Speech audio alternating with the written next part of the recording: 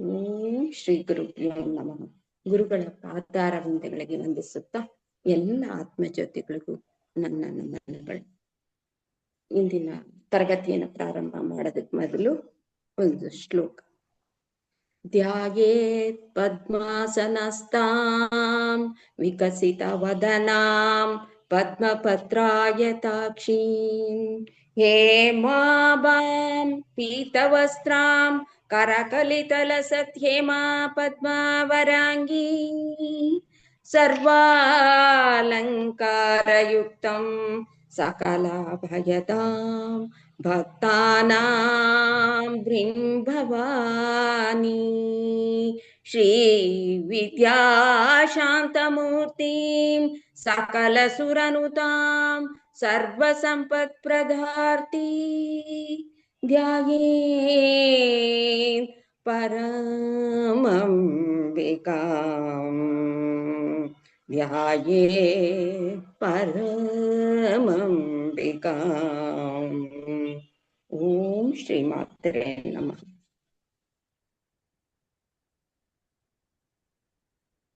ನಾವು ಹೋದ ಕ್ಲಾಸ್ನಲ್ಲಿ 59ನೇ ನಾಮವನ್ನ ನೋಡಿದ್ವಿ.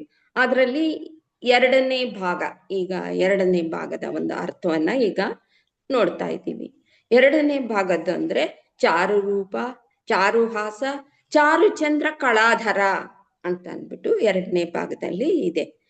ಚಾರು ರೂಪ ಅಂತ ಅಂದ್ರೆ ಏನಪ್ಪ ಅಂತಂದ್ರೆ, ಯಾವುದು ಸುಂದರವಾದ ಮನೋಹರವಾದ ಒಂದು ರೂಪವನ್ನ ನೋಡ್ತೀವೋ ಅಂದ್ರೆ ಆ ರೂಪದಲ್ಲಿ ಯಾವುದೇ ಒಂದು ಕಳಂಕ ಇಲ್ದಿರ ಅಷ್ಟೊಂದು ಮನೋಹರವಾಗಿ ಇರ್ತಕ್ಕಂಥ ಆ ರೂಪನ, ಅಷ್ಟೊಂದು ಆಹ್ಲಾದಕರವಾಗಿರ್ತಕ್ಕಂಥ ಆ ರೂಪನ ಚಾರು ರೂಪ ಅಂತ ಕರೀತಾರೆ.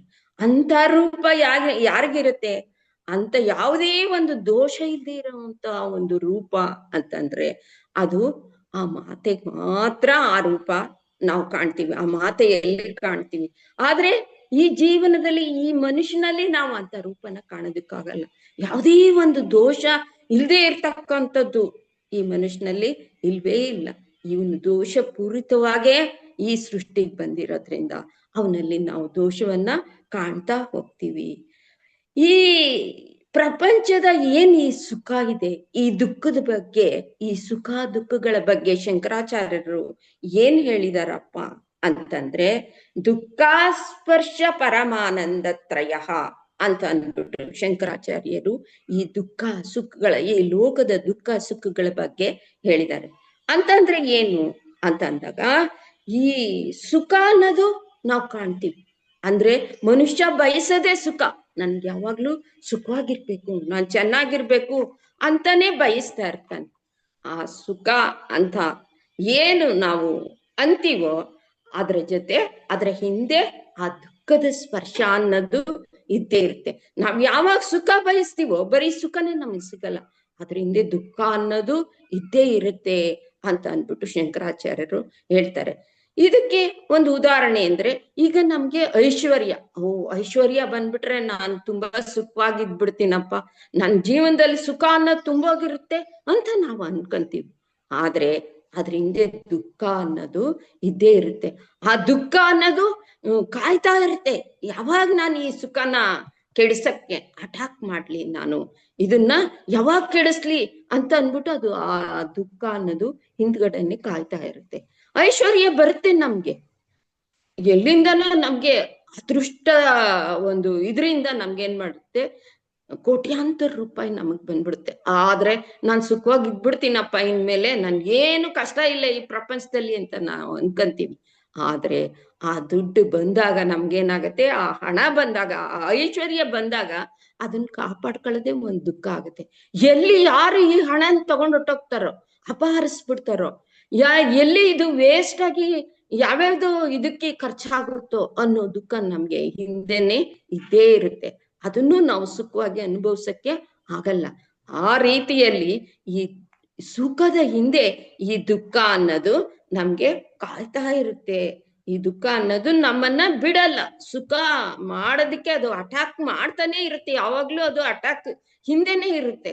ಯಾವಾಗ ಇವನ್ನ ಈ ಸುಖ ಪಡೋನ್ ನಾನು ಅಟ್ಯಾಕ್ ಮಾಡ್ಲಿ, ಯಾವಾಗ ಇವನಿಗೆ ದುಃಖ ಕೊಡ್ಲಿ ಅನ್ಬಿಟ್ಟು ಹಿಂದೆನೆ ಕಾಯ್ತಾ ಇರತ್ತೆ.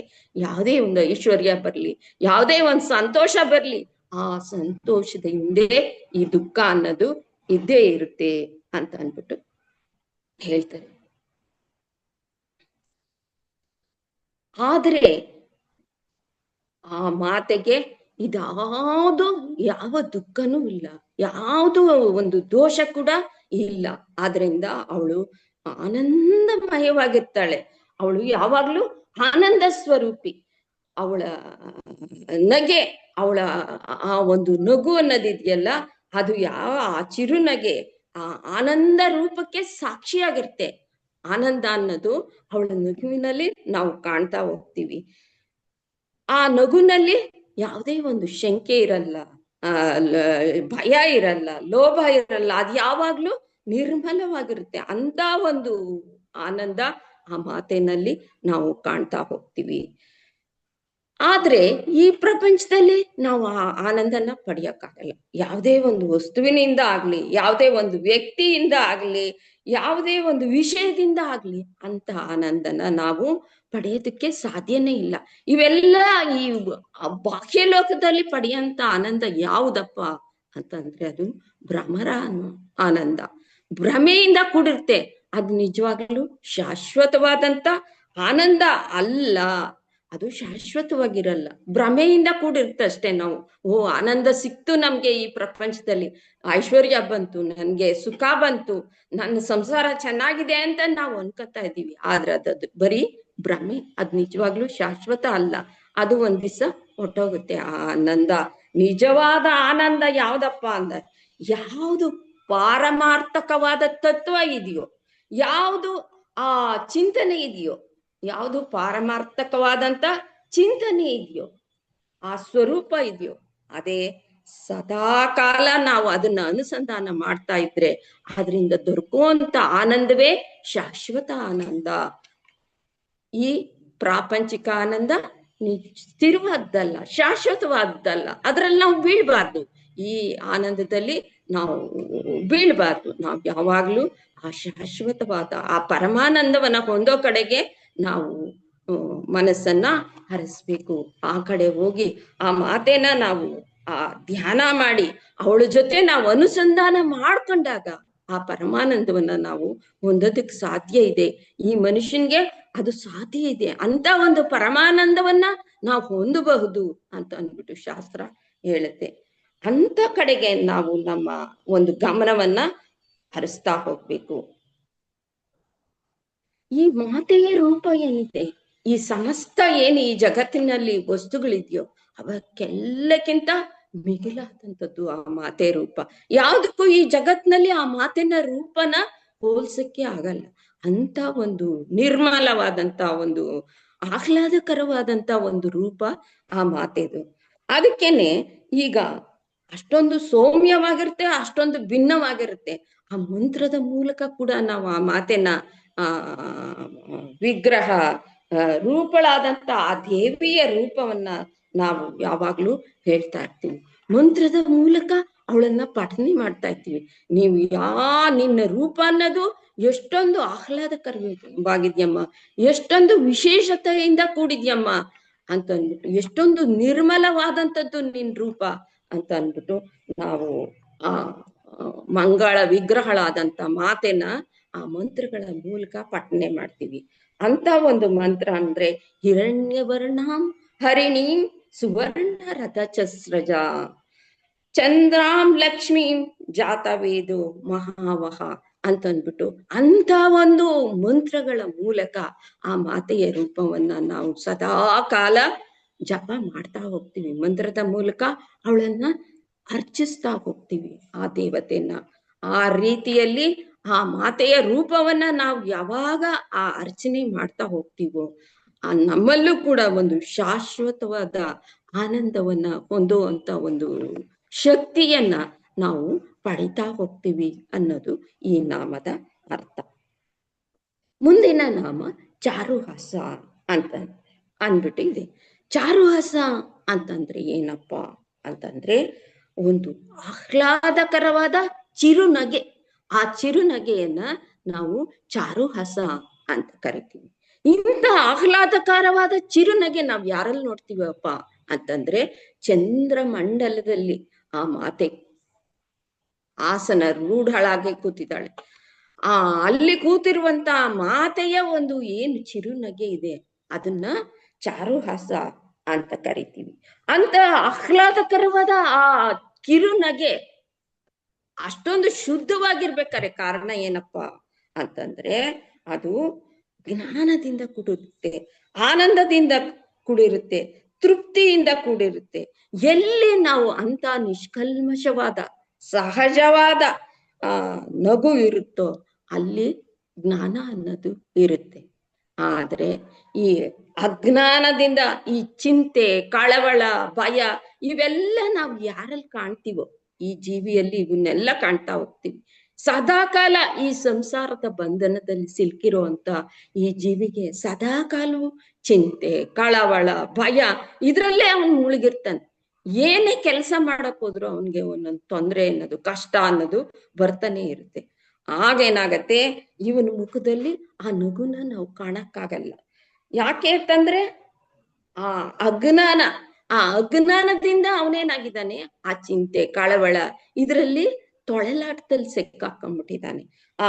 ಸಿಕ್ಕಾಕೊಂಡಾಗ ಏನಾಗತ್ತೆ, ಅವನ ಮುಖದಲ್ಲಿ ನಗು ಅನ್ನೋದು ಕಾಣಲ್ಲ. ನಾವ್ ಯಾರನ್ನ ನೋಡಿದಾಗ ಮಾತಾಡಿಸ್ತೀವಿ, ಅವನು ನಮ್ಮ ಮುಂದೆ ಅಂತ ನಗ್ತಾನೆ, ಆದ್ರೆ ಆ ನಗು ಸಹಜವಾಗಿರಲ್ಲ, ಸುಮ್ನೆ ನೋಡಕ್ ನಗ್ತಾ ಇರ್ತಾನ ಅಷ್ಟೇ. ಆದ್ರೆ ಹಿಂದೆ ಒಂದ್ ಕೊರತೆ ಅನ್ನೋದು ಕಾಣ್ತಾ ಇರತ್ತೆ. ನಮ್ಗೂ ಅನ್ಸುತ್ತೆ, ಅಯ್ಯೋ ಇವ್ನ್ ಸುಮ್ನೆ ನಗ್ತಾ ಇದ್ದಾನ ಅಷ್ಟೇ, ಇವನಲ್ಲಿ ಏನೋ ಒಂದ್ ಕೊರತೆ ಇದೆ ಅನ್ನೋದು ಆ ಮುಖ ಭಾವದಲ್ಲಿ ನಾವು ಕಾಣ್ತಾ ಹೋಗ್ತೀವಿ. ಈ ರೀತಿ ಮನುಷ್ಯನಲ್ಲಿ ಕಳವಳ, ಚಿಂತೆ, ಭಯ ಇರೋದ್ರಿಂದ ನಾವು ನಿಜವಾದ ಒಂದು ಆನಂದವನ್ನ, ಆ ನಗುನ ನಾವು ಕಾಣೋದಕ್ಕೆ, ಆ ಚಿರು ನಗುವನ್ನ ನಾವು ಕಾಣೋದಕ್ಕೆ ಆಗಲ್ಲ. ಅದನ್ನ ನಾವು ಆ ಮಾತೆಯಲ್ಲಿ ಮಾತ್ರ ಕಾಣ್ತಾ ಹೋಗ್ತೀವಿ. ಯಾಕೆ, ಆ ನಿಷ್ಕಲ್ಮಶವಾದಂತ ಆ ನಗು ಅವಳಲ್ಲಿ ಇರುತ್ತೆ. ಆ ಜ್ಞಾನ, ಆನಂದ ಆ ನಗುವಿನಲ್ಲಿ ತುಂಬಿರೋದ್ರಿಂದ ಅವಳಲ್ಲಿ ಮಾತ್ರ ಆ ನಗುವನ್ನ ನಾವು ಕಾಣ್ತೀವಿ. ಈ ಜೀವಿಯಾದಲ್ಲಿ ನಿಜವಾದಂತ ನಾವು ಆನಂದವನ್ನ, ನಗುವನ್ನ ನಾವು ಕಾಣೋದಕ್ಕೆ ಸಾಧ್ಯ ಇಲ್ಲ.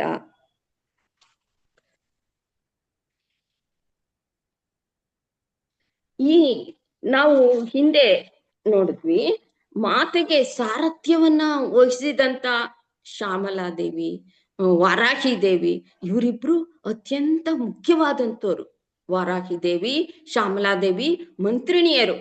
ಯುದ್ಧಕ್ಕೆ ಆ ರಾಕ್ಷಸನನ್ನ ಸಂಹಾರ ಮಾಡೋದಕ್ಕೋಸ್ಕರ ಹೊರಟಾಗ ಇವರಿಬ್ರು ಮಂತ್ರಿಗಳಾಗಿ ಸಾರಥ್ಯವನ್ನ ವಹಿಸ್ಕೊತಾರೆ. ಅದರಲ್ಲಿ ಶ್ಯಾಮಲಾ ದೇವಿನ ಏನಂತ ಕರೀತಾರೆ ಅಂತ ಅಂದ್ರೆ ಅಸಂಗತ ಅಂತ ಅನ್ಬಿಟ್ಟು, ಅಸಂಕಿತ ಅಂತ ಅನ್ಬಿಟ್ಟು ಕರೀತಾರೆ. ಯಾಕೆ ಅಸಂಕಿತ ಅಂತಾರಪ್ಪ ಅಂತಂದ್ರೆ ಇವಳು ಸದಾ ಕಾಲವೂ ಕೂಡ ಅಸನ್ಮುಖಳಾಗಿರ್ತಾಳಂತೆ, ಅಂದ್ರೆ ಆನಂದದಿಂದ ತುಂಬಿರ್ತಾಳಂತೆ ಈ ಶ್ಯಾಮಲಾ ದೇವಿ. ಯಾವಾಗ ಈ ಮಾತೆಯ ಸಾರಥ್ಯವನ್ನ ಹೊಂದಿರ್ತಾಳಲ್ಲ ಈ ಮಂತ್ರಿಣಿ ದೇವತೆ, ಇವಳನ್ನ ಅಸಂಕಿತ ಅಂತ ಕರೀತಾರೆ. ಯಾವಾಗ್ಲೂ ಸದಾಕಾಲವೂ ಇಂಥ ಅಸನ್ಮುಖಳಾಗಿರ್ತಕ್ಕಂಥ ಇಂಥ ಮಾತೆನ ಈ ಜೀವಿಯಾದನು ಪ್ರಾರ್ಥನೆ ಮಾಡಿದಾಗ, ಅವಳ ಒಂದು ಕೃಪಾ ಕಟಾಕ್ಷಕ್ಕೆ ಒಳಗಾದಾಗ ಏನಾಗತ್ತೆ, ಇವನ ಒಂದು ಕಳವಳ, ದುಃಖ, ಈ ಅಜ್ಞಾನದ ಒಂದು ಕತ್ತಲೆ ಅನ್ನೋದು ಹೋಗಿ ಆ ಬೆಳಕು ಅನ್ನೋ ಅಮೃತಾನಂದವನ್ನ ಹೊಂದುತ್ತಾಳೆ ಅಂತ ಹೇಳ್ತಾರೆ. ಯಾವಾಗ ಆ ಮಾತಿನ ಉಪಾಸನೆ ಮಾಡಿದಾಗ, ಆ ಶ್ಯಾಮಲಾ ದೇವಿಯ ಒಂದು ಉಪಾಸನೆ ಮಾಡಿದಾಗ ಈ ಜೀವಿ ಕೂಡ ಕಳವಳ, ಭಯ ಇವನ್ನೆಲ್ಲ ದೂರ ಮಾಡ್ಕೊಂಡು ಶಾಂತತೆಯಿಂದ ಆನಂದಾಮೃತವಾದ ಒಂದು ಇದನ್ನ ಹೊಂದುತ್ತಾರೆ ಅಂತ ಅನ್ಬಿಟ್ಟು ಹೇಳ್ತಾರೆ. ಅದಕ್ಕಾಗಿ ನಾವು ಆ ಶ್ಯಾಮಲಾ ದೇವಿಯನ್ನ ಪ್ರತಿದಿನ ಪ್ರಾರ್ಥನೆ ಮಾಡುತ್ತಾ ಹೋಗೋಣ. ನಮ್ಮ ಜೀವನದಲ್ಲಿ ಸುಖ, ಶಾಂತಿ, ನೆಮ್ಮದಿನ ಹೊಂದಬೇಕು ಅಂದ್ರೆ, ನಾವು ಯಾವಾಗ್ಲೂ ಆನಂದಮಯವಾಗಿರ್ಬೇಕು ಅಂದ್ರೆ ಆ ಶ್ಯಾಮಲಾ ದೇವಿನ ನಾವು ಪ್ರಾರ್ಥನೆ ಮಾಡ್ತಾ ಹೋಗೋಣ. ಪ್ರತಿದಿನವೂ ಅವಳನ್ನ ನೆನೆಸ್ತಾ ಹೋಗೋಣ ಅಂತ ಅನ್ಬಿಟ್ಟು ಇಲ್ಲಿ ಹೇಳ್ತಾ ಇದ್ದಾರೆ. ಈ ಸಪ್ತಶತಿ ಒಳಗೆ ಈ ಮಂದಹಾಸದ ಬಗ್ಗೆ, ದೇವಿಯ ಒಂದು ಮಂದಹಾಸದ ಬಗ್ಗೆ ಏನ್ ಹೇಳ್ತಾರಪ್ಪ ಅಂತಂದ್ರೆ, ಆ ಮಂದಹಾಸವನ್ನ ನಾವು ನೋಡುವಾಗ ಈ ಜೀವಿಯಾದನ್ನು ಆ ಮಂದಹಾಸವನ್ನ, ಆ ಆನಂದಾಮೃತವನ್ನ ನೋಡಿದಾಗ ಏನನ್ನಿಸುತ್ತಪ್ಪ ಅಂತಂದ್ರೆ, ನಮ್ಗೆ ಅದು ಒಂದು ಆನಂದಾಮೃತದಿಂದ ಕೂಡಿರೋ ಅಂಥದ್ದು, ಒಂದು ನೆಮ್ಮದಿಯನ್ನ ಕೊಡೋ ಅಂತ ಮುಖ ಅನ್ನೋದು ನಮ್ಗೆ ಗೊತ್ತಾಗತ್ತೆ.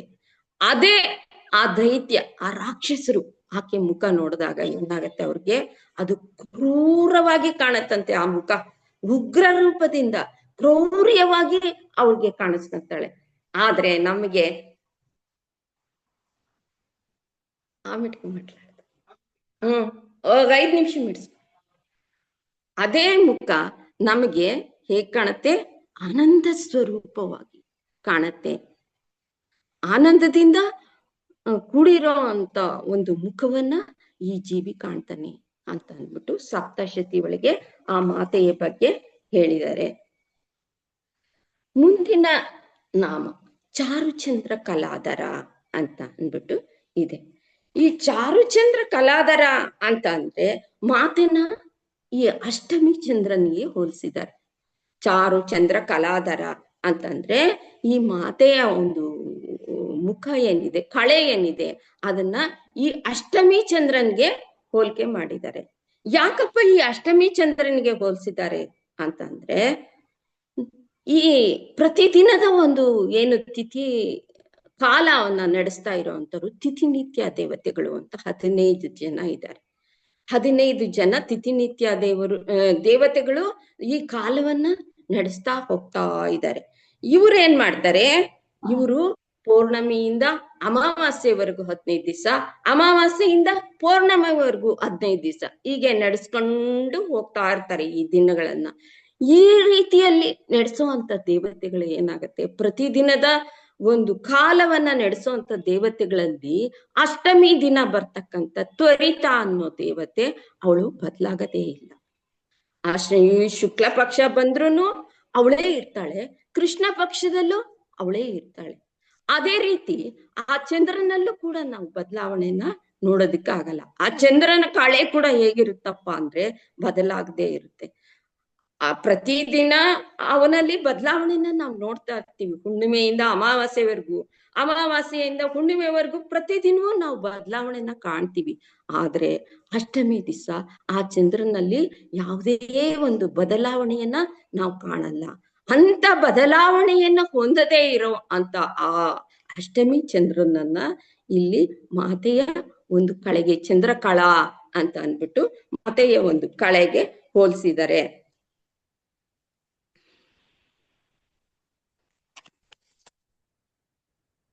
ಇಂಥ ಒಂದು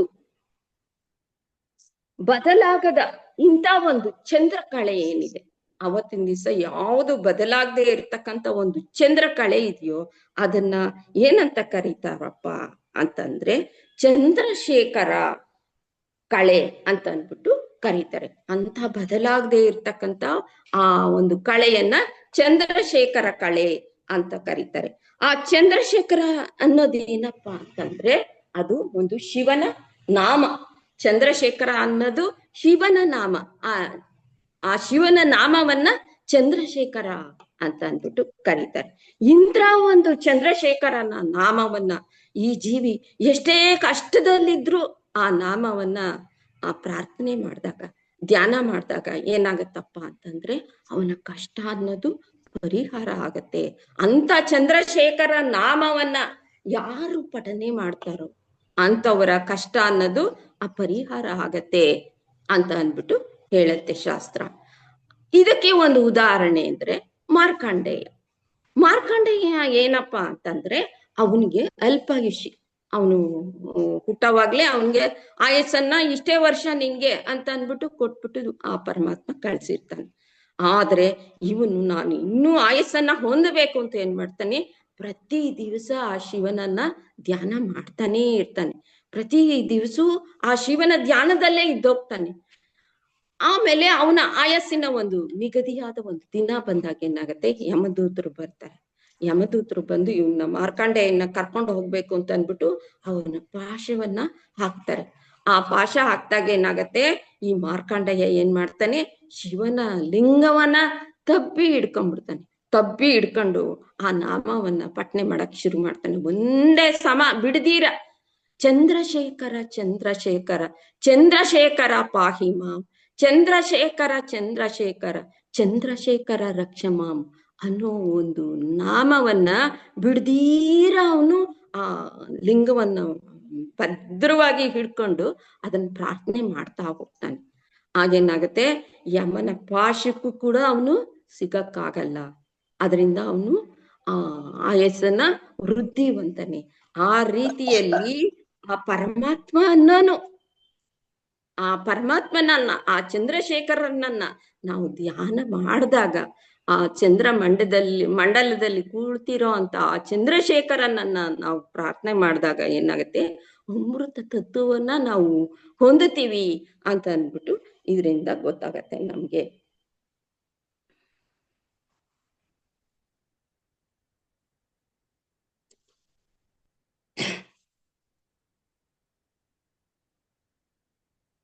ಆ ರೀತಿಯಲ್ಲಿ ಮಂಡಲದಲ್ಲಿ ಇರ್ತಕ್ಕಂಥ ಮಾತೆ ಮತ್ತು ಶಿವ ಇವರಿಬ್ಬರ ಒಂದು ಚಿರುನಗೆಯಲ್ಲಿ ಈ ಚಂದ್ರಕಳೆನ ನಾವು ಕಾಣ್ತಾ ಹೋಗ್ತೀವಿ.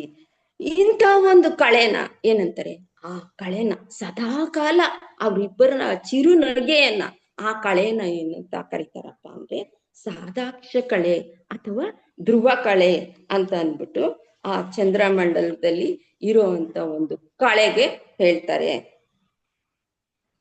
ಆ ಚಂದ್ರಮಂಡಲದಲ್ಲಿ ಇರುವಂತ ಕಳೆಗೆ ನಾವು ಯಾವ ಒಂದು ವೈಪರೀತ್ಯವನ್ನು ಒಂದು ಇದನ್ನು ನಾವು ಕಾಣೋದಕ್ಕಾಗಲ್ಲ.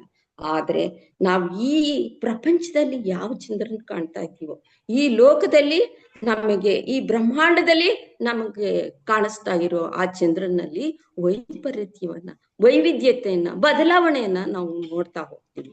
ಹೇಗಪ್ಪ ಅಂತಂದ್ರೆ, ಈಗ ಹುಣ್ಣಿಮೆ ಬರುತ್ತೆ.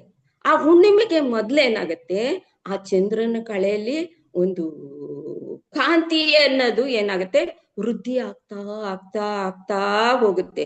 ಪ್ರತಿದಿನ ಪಾಡ್ಯ, ಬಿದಿಗೆ, ತದಿಗೆ ಏನಿದೆಯೋ ಪ್ರತಿದಿನನು 15 ದಿವಸವೂ ಕೂಡ ಒಂದು ವೃದ್ಧಿ ಅನ್ನೋದು, ಆ ಕಾಂತಿ, ಆ ತೇಜಸ್ಸು ಅನ್ನೋದು ಆ ಚಂದ್ರನಲ್ಲಿ ಹೆಚ್ಚುತ್ತಾ ಹೆಚ್ಚುತ್ತಾ ಹೋಗಿ ಏನಾಗತ್ತೆ, ಅಮಾವಾಸ್ಯೆಯಲ್ಲಿ ಅವನಲ್ಲಿ ಆ ತೇಜಸ್ಸು ಕ್ಷೀಣಿಸುತ್ತಾ ಹೋಗುತ್ತೆ. ಅಮಾವಾಸ್ಯೆ ದಿವಸ ಆ ಚಂದ್ರ ಕಾಣದೇ ಇಲ್ಲ. ಆ ರೀತಿ ಆಗತ್ತೆ. ಅಮಾವಾಸ್ಯೆ ಆದ ನಂತರ ಮತ್ತೆ ಚಂದ್ರನ ಇದು ಕಾಣ್ತಾ ಹೋಗುತ್ತೆ. ಹುಣ್ಣಿಮೆಗೆ ಮತ್ತೆ ಚಂದ್ರ ವೃದ್ಧಿ ಆಗ್ತಾ ಹೋಗ್ತಾನೆ. ಈ ರೀತಿ 15 ದಿವಸ ಹೀಗೆ, 15 ದಿವಸ ಹಾಗೆ, ಆ ರೀತಿಯ ಒಂದು ಬದಲಾವಣೆನ ಈ ಬ್ರಹ್ಮಾಂಡದಲ್ಲಿ ಇರ್ತಕ್ಕಂಥ ಈ ಚಂದ್ರನ ಕಳೆಯಲ್ಲಿ ನಾವು ಕಾಣ್ತೀವಿ. ಆದ್ರೆ ಮಾತೆಯ ಆ ಬದಲಾಗದ ಶಾಶ್ವತವಾದ ಷೋಡಶಲಾಗಿ ಪರಿಪೂರ್ಣವಾಗಿರೋ ಅಂತ ಆ ಮಾತೆಯ ಕಳೆ ಯಾವತ್ತೂ ಬದಲಾಗಲ್ಲ. ಅದೇ ರೀತಿ ಹೇಗೆ ಈ ಬ್ರಹ್ಮಾಂಡದಲ್ಲಿ ಆ ಚಂದ್ರನ ಒಂದು ಕಳೆ ಅನ್ನೋದು ಬದಲಾಗುತ್ತೋ, ಅದೇ ರೀತಿ ಈ ಪಿಂಡಾಂಡದಲ್ಲೂ ಕೂಡ ನಾವು ಮಾತೆ ಒಳಗೆ ಆ ಪಿಂಡಾಂಡದಲ್ಲೂ ಕೂಡ ಈ ಜೀವಿಯಲ್ಲಿ ನಾವು ಬದಲಾವಣೆನ ಕಾಣ್ತೀವಿ. ಯಾಕೆ ಅಂದ್ರೆ ಈ ಜೀವಿಯ ಮನಸ್ಸನ್ನ ಆ ಚಂದ್ರನ್ಗೆ ಹೋಲಿಸಿದ್ದಾರೆ. ಆದ್ರಿಂದ ಏನಾಗತ್ತಪ್ಪ ಅಂದ್ರೆ ಈ ಮನಸ್ಸು ಅನ್ನೋದು ಚಂಚಲವಾದ್ದು. ಈ ಮನಸ್ಸು ಅನ್ನೋದು ಒಂದ್ ಕಡೆ ಸ್ಥಿರವಾಗಿರಲ್ಲ, ಚಂಚಲವಾದ್ದು, ಕ್ಷಣ ಕ್ಷಣಕ್ಕೂ ಬದಲಾಗ್ತಾ ಹೋಗ್ತಾ ಇರುತ್ತೆ, ಆ ವಿಚಲತೆಯನ್ನ ಹೊಂದುತ್ತಾ ಹೋಗ್ತಾ ಇರುತ್ತೆ. ಆದ್ರಿಂದ ಇದನ್ನು ಕೂಡ ಆ ಚಂದ್ರನಿಗೆ ಹೋಲಿಕೆ ಮಾಡಿದ್ದಾರೆ. ಬ್ರಹ್ಮಾಂಡದಲ್ಲಿ ಏನ್ ಆ ಚಂದ್ರ ಬದಲಾಗ್ತಾ ಹೋಗ್ತಾನೋ, ಅದೇ ರೀತಿ ಈ ಪಿಂಡಾಂಡದಲ್ಲಿರ್ತಕ್ಕಂಥ ಈ ಮನಸ್ಸು ಕೂಡ ಬದಲಾವಣೆಯನ್ನು ಹೊಂದುತ್ತಾ ಹೋಗ್ತಾ ಇರುತ್ತೆ ಅಂತ ಅಂದ್ಬಿಟ್ಟು ಹೇಳಿದ್ದಾರೆ. ಆದ್ರೆ ಯಾವ ಕಳೆ ಯಾವಾಗ್ಲೂ ಒಂದೇ ರೀತಿಯಲ್ಲಿ ಮಾರ್ಪಾಡಾಗದೆ ಇರ್ತಕ್ಕಂಥ ಆ ಕಳೆ ಇದೆಯೋ ಅದನ್ನೇ ಆ ಅಮ್ಮನ ಕಳೆನೆ ಚಂದ್ರಶೇಖರ ಕಳೆ ಅಂತ ಅಂದ್ಬಿಟ್ಟು ಹೇಳಿದ್ದಾರೆ. ಆ ಚಂದ್ರಶೇಖರ ಕಳೆನ ಯಾವ ಶುದ್ಧವಾದ ಜ್ಞಾನ ದೇಹವನ್ನ ಇಟ್ಕೊಂಡಿರ್ತಾನೋ ಯಾರು, ಮತ್ತು ತ್ರಿಕಾಲಗಳನ್ನ ಕಂಡಿರ್ತಾನು ಮತ್ತು ತ್ರಿಕಾಲಗಳನ್ನ ಹೊಂದಿ ಜ್ಞಾನವನ್ನ ಹೊಂದಿ ಆ ದೃಷ್ಟಿಯನ್ನ ಹೊಂದಿರ್ತಾನೋ, ಆ ಸಾಧನೆ ಮೂಲಕ ಒಂದು ದೃಷ್ಟಿಯನ್ನ ಹೊಂದಿರ್ತಾನೋ ಅವನು ಈ ಚಂದ್ರಶೇಖರ ನಾಮನ ಸ್ಮರಿಸಿದ್ರೆ ಅವನಿಗೆ ಖಂಡಿತವಾಗ್ಲೂ ಮುಕ್ತಿ ಅನ್ನೋದು ದೊರಕುತ್ತೆ ಅಂತ ಅಂದ್ಬಿಟ್ಟು ಹೇಳ್ತಾರೆ. ಆ ದಿವ್ಯ ದೃಷ್ಟಿಯನ್ನ ಅವನು ಹೊಂದಿರ್ಬೇಕು. ಆ ದಿವ್ಯ ದೃಷ್ಟಿಯನ್ನ ಹೊಂದಿದಾಗ್ಲೇ ಈ ಚಂದ್ರಶೇಖರ ನಾಮವನ್ನ ಪಠನೆ ಮಾಡಿದಾಗ ಅವನಿಗೆ ಮುಕ್ತಿ ಅನ್ನೋದು ಖಂಡಿತವಾಗ್ಲೂ ದೊರಕತ್ತೆ ಅಂತ ಅಂದ್ಬಿಟ್ಟು ಈ ನಾಮದಿಂದ ನಮ್ಗೆ ತಿಳಿದು ಬರ್ತಾ ಇದೆ. ಈಗ ನಾವು ಮುಂದಿನ ನಾಮಕ್ಕೆ ಹೋಗೋಣ. ಮುಂದಿನ ನಾಮ 60ನೇ ನಾಮ. 60ನೇ ನಾಮದಲ್ಲಿ ಚರಾಚರ ಜಗನ್ನಾಥ ಚಕ್ರ ರಾಜನಿಕೇತನ ಅಂತ ಅಂದ್ಬಿಟ್ಟು ಇದೆ. ಅಂತ ಅಂದ್ರೆ ಇಲ್ಲಿ ಏನಾಗಿದೆ ಅಂತಂದ್ರೆ ಈ ಚರಾಚರ ಜಗನ್ನಾಥ ಚಕ್ರ ರಾಜನಿಕೇತನ ಅಂದ್ರೆ ಶ್ರೀಚಕ್ರದ ವಿವರಣೆನ ಈ ನಾಮದಲ್ಲಿ ನಾವೀಗ ನೋಡ್ತಾ ಬರ್ತೀವಿ. ಅಂದ್ರೆ ಜಗತ್ತಿನಲ್ಲಿ ಚರಾಚರ ವಸ್ತುಗಳಿಗೆ ಹೇತುವಾಗಿರೋಳೆ ಆ ಲಲಿತಾ ಮಾತೆ. ಈ ಚರಾಚರ ವಸ್ತುಗಳನ್ನು ಸೃಷ್ಟಿ ಮಾಡಿರೋಳೆ ಆ ಮಾತೆ. ಆದ್ರಿಂದ ಆ ಮಾತೆ ಶ್ರೀಚಕ್ರ ವಾಸಿನಿಯಾಗಿ ಶ್ರೀಚಕ್ರದಲ್ಲಿ ಬಿಂದುವಿನಲ್ಲಿ ಶಿವಶಕ್ತಿ ಐಕ್ಯವಾಗಿ ಕೂತು ಈ ಜಗತ್ತನ್ನ ನಡೆಸ್ತಾ ಇದ್ದಾಳೆ. ಹಾಗೆ ನಡೆಸ್ತಾಕಿರ್ತಕ್ಕಂತ ಎಲ್ಲ ಕಡೆಗೂ ವ್ಯಾಪಕ ಇರ್ತಕ್ಕಂತ ಆ ಮಾತೆ ಹೇಗೆ ಆ ಮೂಲವಾಗಿದ್ದಾಳೆ ಅಂತಂದ್ರೆ ಶ್ರೀಚಕ್ರದಲ್ಲಿ 64 ಕೋಟಿ ದೇವತೆಗಳು ಇದ್ದಾರೆ ಅಂತ ಹೇಳ್ತಾ ಇದ್ದಾರೆ. 64 ಕೋಟಿ ದೇವತೆಗಳು 9 ಆವರಣಗಳಲ್ಲಿ ನಿವಾಸವಾಗಿದ್ದಾರೆ ಅಂತ ಅಂದ್ಬಿಟ್ಟು ಹೇಳ್ತಾರೆ. ಅಂತ 64 ಕೋಟಿ ದೇವತೆಗಳ ಶಕ್ತಿಯನ್ನು ಹೊಂದಿರತಕ್ಕಂಥದ್ದು ಆ ರಾಜಯಂತ್ರ. ಆ ಶ್ರೀಚಕ್ರ ಅನ್ನೋದು ಏನಿದೆ ಅದು 64 ಕೋಟಿ ದೇವತೆಗಳ ಶಕ್ತಿಯನ್ನ ಆ ಶ್ರೀಚಕ್ರ ಹೊಂದಿದೆ. ಅದಕ್ಕೆ ಅದನ್ನ ರಾಜಯಂತ್ರ ಅಂತ ಕರೀತಾರೆ. ಎಲ್ಲ ಯಂತ್ರಗಳಿಗೂ ಅದು ರಾಜ ಅಂತ ಅಂದ್ಬಿಟ್ಟು ಹೇಳ್ತಾರೆ. ಇಂಥ ಒಂದು ಚಕ್ರವನ್ನ ನಾವು ತಿಳಿಬೇಕು ಅಂತ ಅಂದಾಗ ಏನಾಗತ್ತೆ, ನಾವು ಆ ಚಕ್ರನ ಮೇರು ರೂಪದಲ್ಲಿದೆ. ಆ ಚಕ್ರ ಅನ್ನೋದು ಯಾವ ತರ ಇದೆ, ಮೇರು ರೂಪದಲ್ಲಿದೆ. ಇದು ಕೇವಲ ವಿಗ್ರಹನೋ ಅಥವಾ ಒಂದು ಫೋಟೋನೋ ಅಂತ ಅಂದ್ಬಿಟ್ಟು ನಾವು ಉದಾಸೀನ ಮಾಡ್ದಿರ ಅಂತ ಶಕ್ತಿಯುತವಾದ ಒಂದು ಚಕ್ರವನ್ನ ನಾವು ಉಪಾಸನೆ ಮಾಡ್ಬೇಕು ಅಂದಾಗ ನಾವೇನ್ ಮಾಡ್ಬೇಕು, ಕೆಲವು ನಿಯಮಗಳನ್ನ ನಾವು ಅನುಸರಿಸ್ಬೇಕಾಗತ್ತೆ. ಕೆಲವು ನಿಯಮಗಳನ್ನ ನಾವು ಪಾಲಿಸಬೇಕಾಗತ್ತೆ. ಯಾಕೆ ಅಂತ ಅಂದಾಗ ಅದು 64 ಕೋಟಿ ದೇವತೆಗಳು ಮತ್ತು ಶಿವಶಕ್ತಿಯರು ಐಕ್ಯವಾಗಿರುವಂತ ಒಂದು ನಿಲಯ. ಆ ಶ್ರೀಚಕ್ರ ಅನ್ನೋದು 64 ಕೋಟಿ ಯೋಗಿನಿ ದೇವತೆಯರ ಶಕ್ತಿಯಿಂದ ಮತ್ತು ಶಿವಶಕ್ತಿಯರ ಆ ಬಿಂದುವಿನಲ್ಲಿ ವಾಸವಾಗಿರುವಂತ ಒಂದು ನಿಲಯ. ಆದ್ರಿಂದ ಈ 64 ಕೋಟಿ ದೇವತೆಗಳಿಗೂ ಯಾರ ನಾಯಕಿ? ಈ ಮಾತೆನೇ ಮೂಲವಾದವಳು. ಆ ಲಲಿತಾ ಮಾತೆ ಆ ಮೂಲವಾದವಳು. ಆದ್ರಿಂದ ಅದನ್ನ ನಾವು ಒಂದು ನಿಯಮಬದ್ಧವಾಗಿ ನಾವು ಆಚರಣೆ ಮಾಡ್ತಾ ಹೋಗ್ಬೇಕಾಗತ್ತೆ. ಆ ಚಕ್ರನ ನಾವು ತಿಳ್ಕೋಬೇಕು. ಮೊದಲಿಗೆ ನಾವು ಅದನ್ನ ಉಪಾಸನೆ ಮಾಡ್ಬೇಕಾದ್ರೆ ಆ ಚಕ್ರದ ವಿವರಣೆಯನ್ನ ನಾವು ತಿಳಿತಾ ಹೋಗ್ಬೇಕಾಗತ್ತೆ. ಆ ಚಕ್ರದಲ್ಲಿ ಎಷ್ಟು ಆವರಣಗಳಿದೆ, ಅಲ್ಲಿನ ವಿಶೇಷತೆ ಏನು, ಯಾವ ಯಾವ ಆವರಣದಲ್ಲಿ ಯಾವ್ಯಾವ ದೇವತೆಗಳಿದ್ದಾರೆ, ಅವರ ಪ್ರತಿಷ್ಠೆ ಏನು, ಅವರ ಶಕ್ತಿ ಏನು ಅಂತ ಅಂದ್ಬಿಟ್ಟು ನಾವು ತಿಳ್ಕೋಬೇಕಾಗತ್ತೆ. ಇದಕ್ಕೆಲ್ಲ ಮೂಲವಾದಂಥವಳು ಯಾರು? ಆ ಅಮ್ಮ ಲಲಿತಾ ಪರಮೇಶ್ವರಿನೇ ಈ ಚಕ್ರಕ್ಕೆ ಅಧಿದೇವತೆ, ಮೂಲವಾದಂಥವಳು. ಅವಳೇ ಜ್ಯೋತಿ ಸ್ವರೂಪಿಣಿ. ಅಂತಹ ಜ್ಯೋತಿ ಇಂದ ಬಂದಂತ ಕಾಂತಿಯೇ ಆ ಯೋಗಿನಿ ದೇವತೆಗಳು. 64 ಕೋಟಿ ಯೋಗಿನಿ ದೇವತೆಗಳು ಅಂತ ಏನ್ ಹೇಳ್ತಿದ್ದೀವಿ, ಅವರೆಲ್ಲ ಆ ಲಲಿತಾ ಮಾತೆಯ ಒಂದು ಕಾಂತಿಯಿಂದ ಬಂದಂತಹ ಒಂದು ಶಕ್ತಿಗಳು ಅಂತ ಹೇಳ್ತೀವಿ. ಈಗ ನಾವು ಒಂದು ದೀಪಕ್ಕೆ ಇದನ್ನು ಹೋಲಿಸಿದಾಗ ಆ ಜ್ಯೋತಿ ಬೇರೆ, ಆ ಕಾಂತಿ ಬೇರೆ ಅಂತ ನಾವು ನೋಡಕ್ಕಾಗಲ್ಲ ಅಲ್ವಾ? ಆ ಜ್ಯೋತಿಯಿಂದ ಬರ್ತಿರ್ತಕ್ಕಂತ ಒಂದು ಕತ್ತಲೆ ಕೋಣೆಯಲ್ಲಿ ಒಂದು ಜ್ಯೋತಿನ ಇಟ್ಟಾಗ ನಾವೇನ್ ನೋಡ್ತೀವಿ, ಆ ಕತ್ತಲೆ ಕೋಣೆಯಲ್ಲಿ ಆ ಕಾಂತಿಯನ್ನು ಕಾಣ್ತಾ ಹೋಗ್ತೀವಿ. ಆ ಕಾಂತಿ ಯಾವ್ದ್ರಿಂದ ಬಂತು? ಆ ಆ ಜ್ಯೋತಿಯಿಂದ ಬಂದಂಥದ್ದು. ಅದೇ ರೀತಿ ಈ ಚಕ್ರದಲ್ಲಿ ಇರ್ತಕ್ಕಂಥ ಅಮ್ಮನ ಒಂದು ಕಿರಣಗಳೇ ಒಂದು ಜ್ಯೋತಿ ಇದೆ ಈ ಯೋಗಿನಿ ದೇವತೆಯರು ಆಗಿರೋದ್ರಿಂದ ಅವರ ಬಗ್ಗೆ ನಾವು ತಿಳ್ಕೋಬೇಕಾಗತ್ತೆ.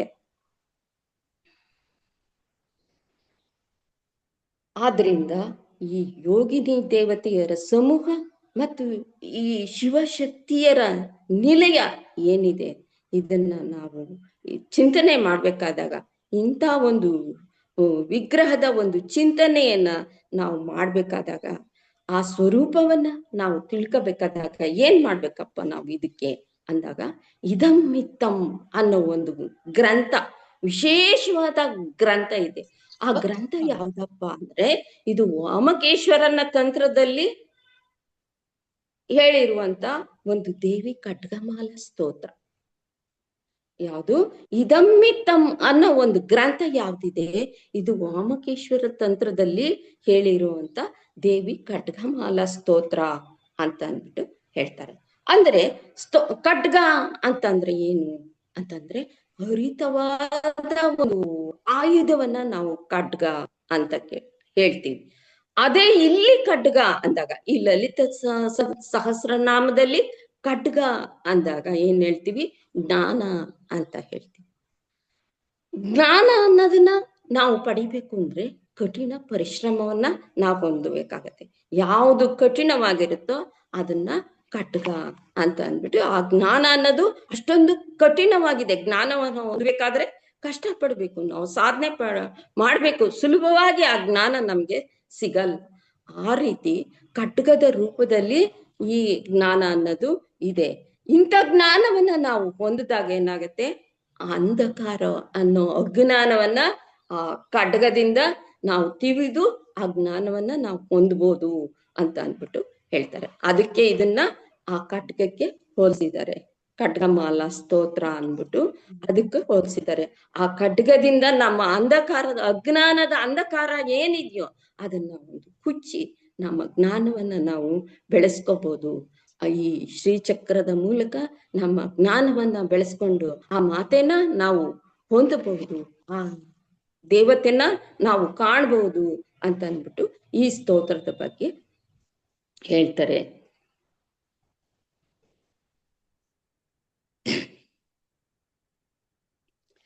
ಇಂತಹ ಒಂದು ಶ್ರೀಚಕ್ರದ ಉಪಾಸನೆಯನ್ನ ನಾವು ಮಾಡ್ಬೇಕು ಅಂತ ಅಂದಾಗ ನಾವು ಕೆಲವು ಬದ್ಧತೆಗೆ ನಾವು ಒಳಗಾಗ್ಬೇಕಾಗತ್ತೆ.